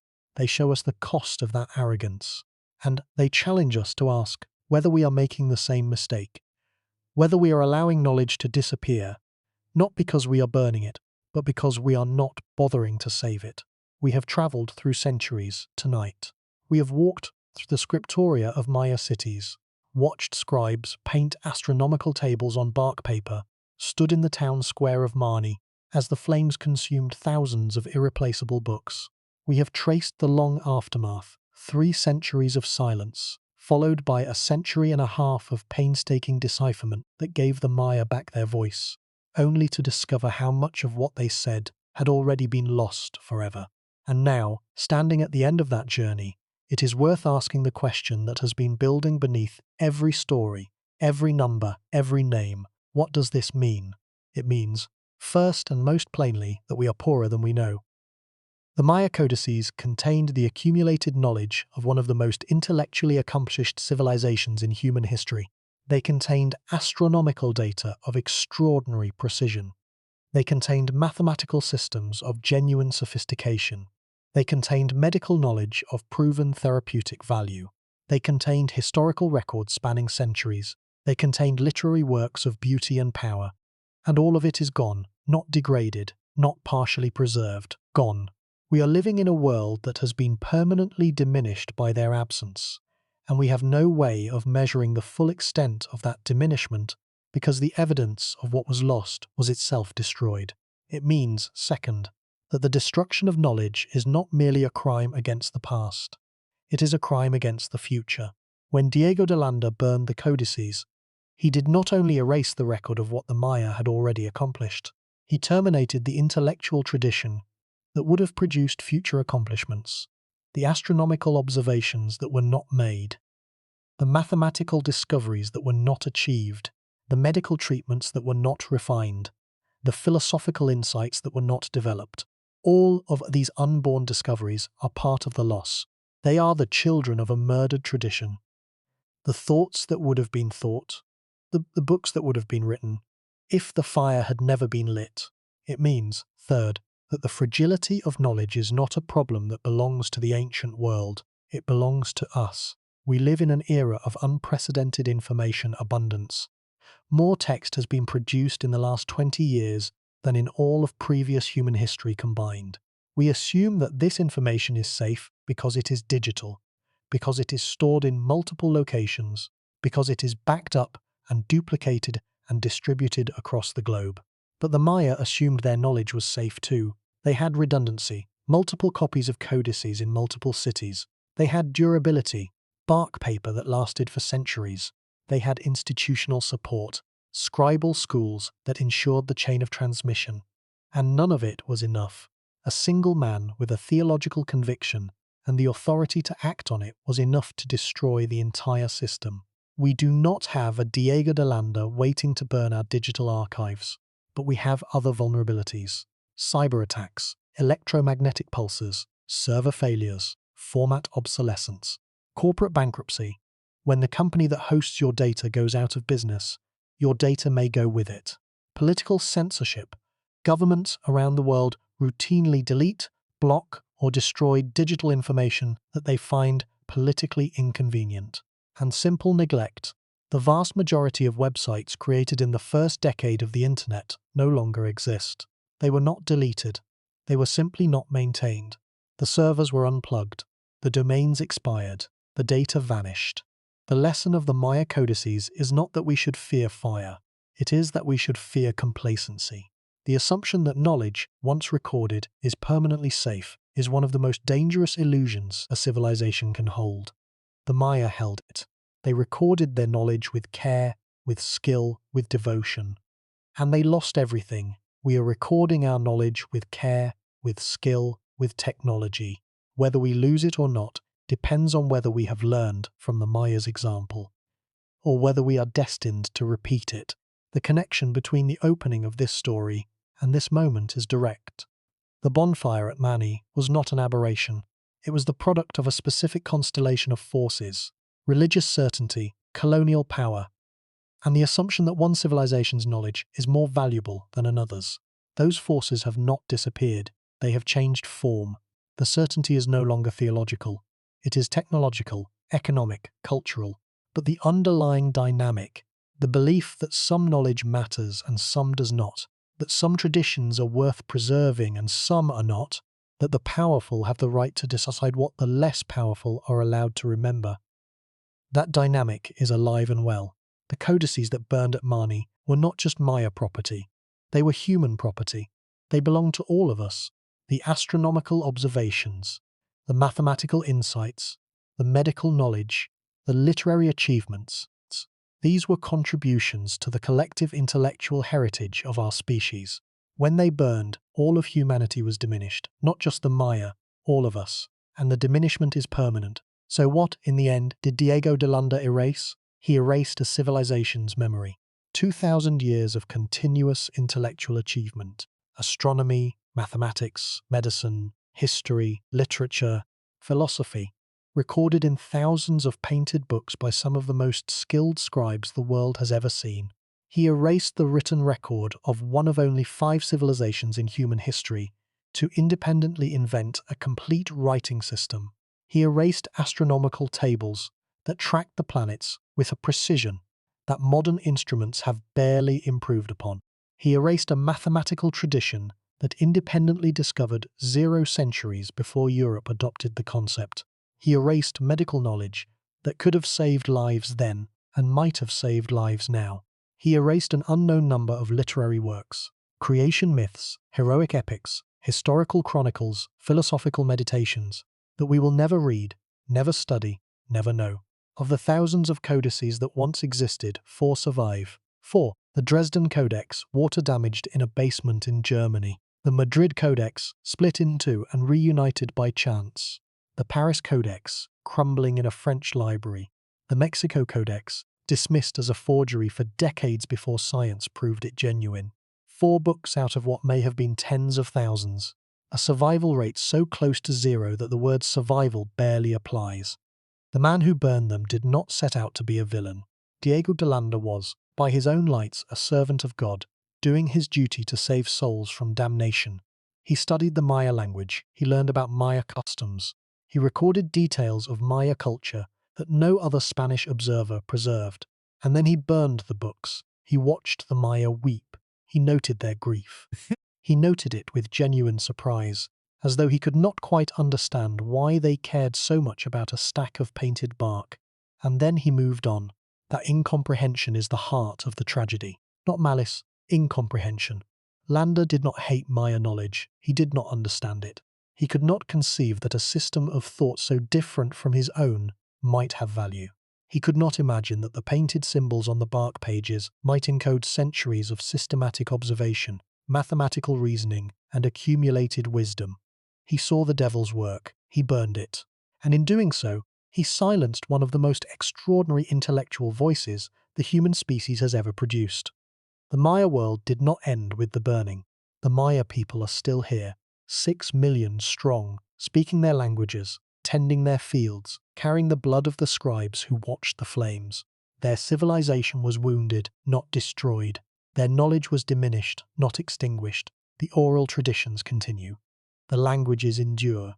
And in recent decades, a new generation of Maya scholars has begun the long, slow work of reclaiming what can be reclaimed, learning to read the ancient script, interpreting the surviving inscriptions, piecing together the fragments of a shattered intellectual heritage. But the codices are gone, and with them, a body of knowledge that can never be fully recovered. The astronomical observations that took centuries to accumulate, the mathematical insights that took generations to develop, the medical treatments that took lifetimes to refine, the stories, the histories, the philosophies, all of it reduced to ash in a town square on a July afternoon in 1562. The fire lasted a few hours. The silence has lasted centuries. We began tonight with a bonfire in the Yucatan. We end with the same bonfire, because in a very real sense, it is still burning. Every time a scholar reaches the edge of Maya knowledge and finds nothing beyond it. Every time a researcher traces a glyph to a reference that no longer exists. Every time an epigrapher reads a citation that points to a lost codex, the fire is still burning. The destruction that Landa set in motion did not end when the flames died down. It continues in every question that cannot be answered, every discovery that cannot be made, every book that cannot be read. If every codex the Maya ever created were laid side by side, the pages would have stretched for miles. Thousands of books, tens of thousands of pages, centuries of thought, each one painted by hand, in vivid colors, by a scribe who believed the act of writing was sacred. Each one containing knowledge that its creator considered too important to leave unrecorded, each one irreplaceable. Of all those miles of painted pages, 4 thin, battered books remain. The rest is ash. The rest is silence. The rest is the darkness beyond the edge of what we can know. Somewhere in the ruins of a Maya city, covered by jungle, a stone inscription ends with a glyph that scholars can now read. It says, "It was written." The book it referred to no longer exists. The scribe who wrote the inscription is gone. The civilization that built the city has been silenced. But the glyph remains, carved in stone, pointing to something that is no longer there. It was written, and then it was burned.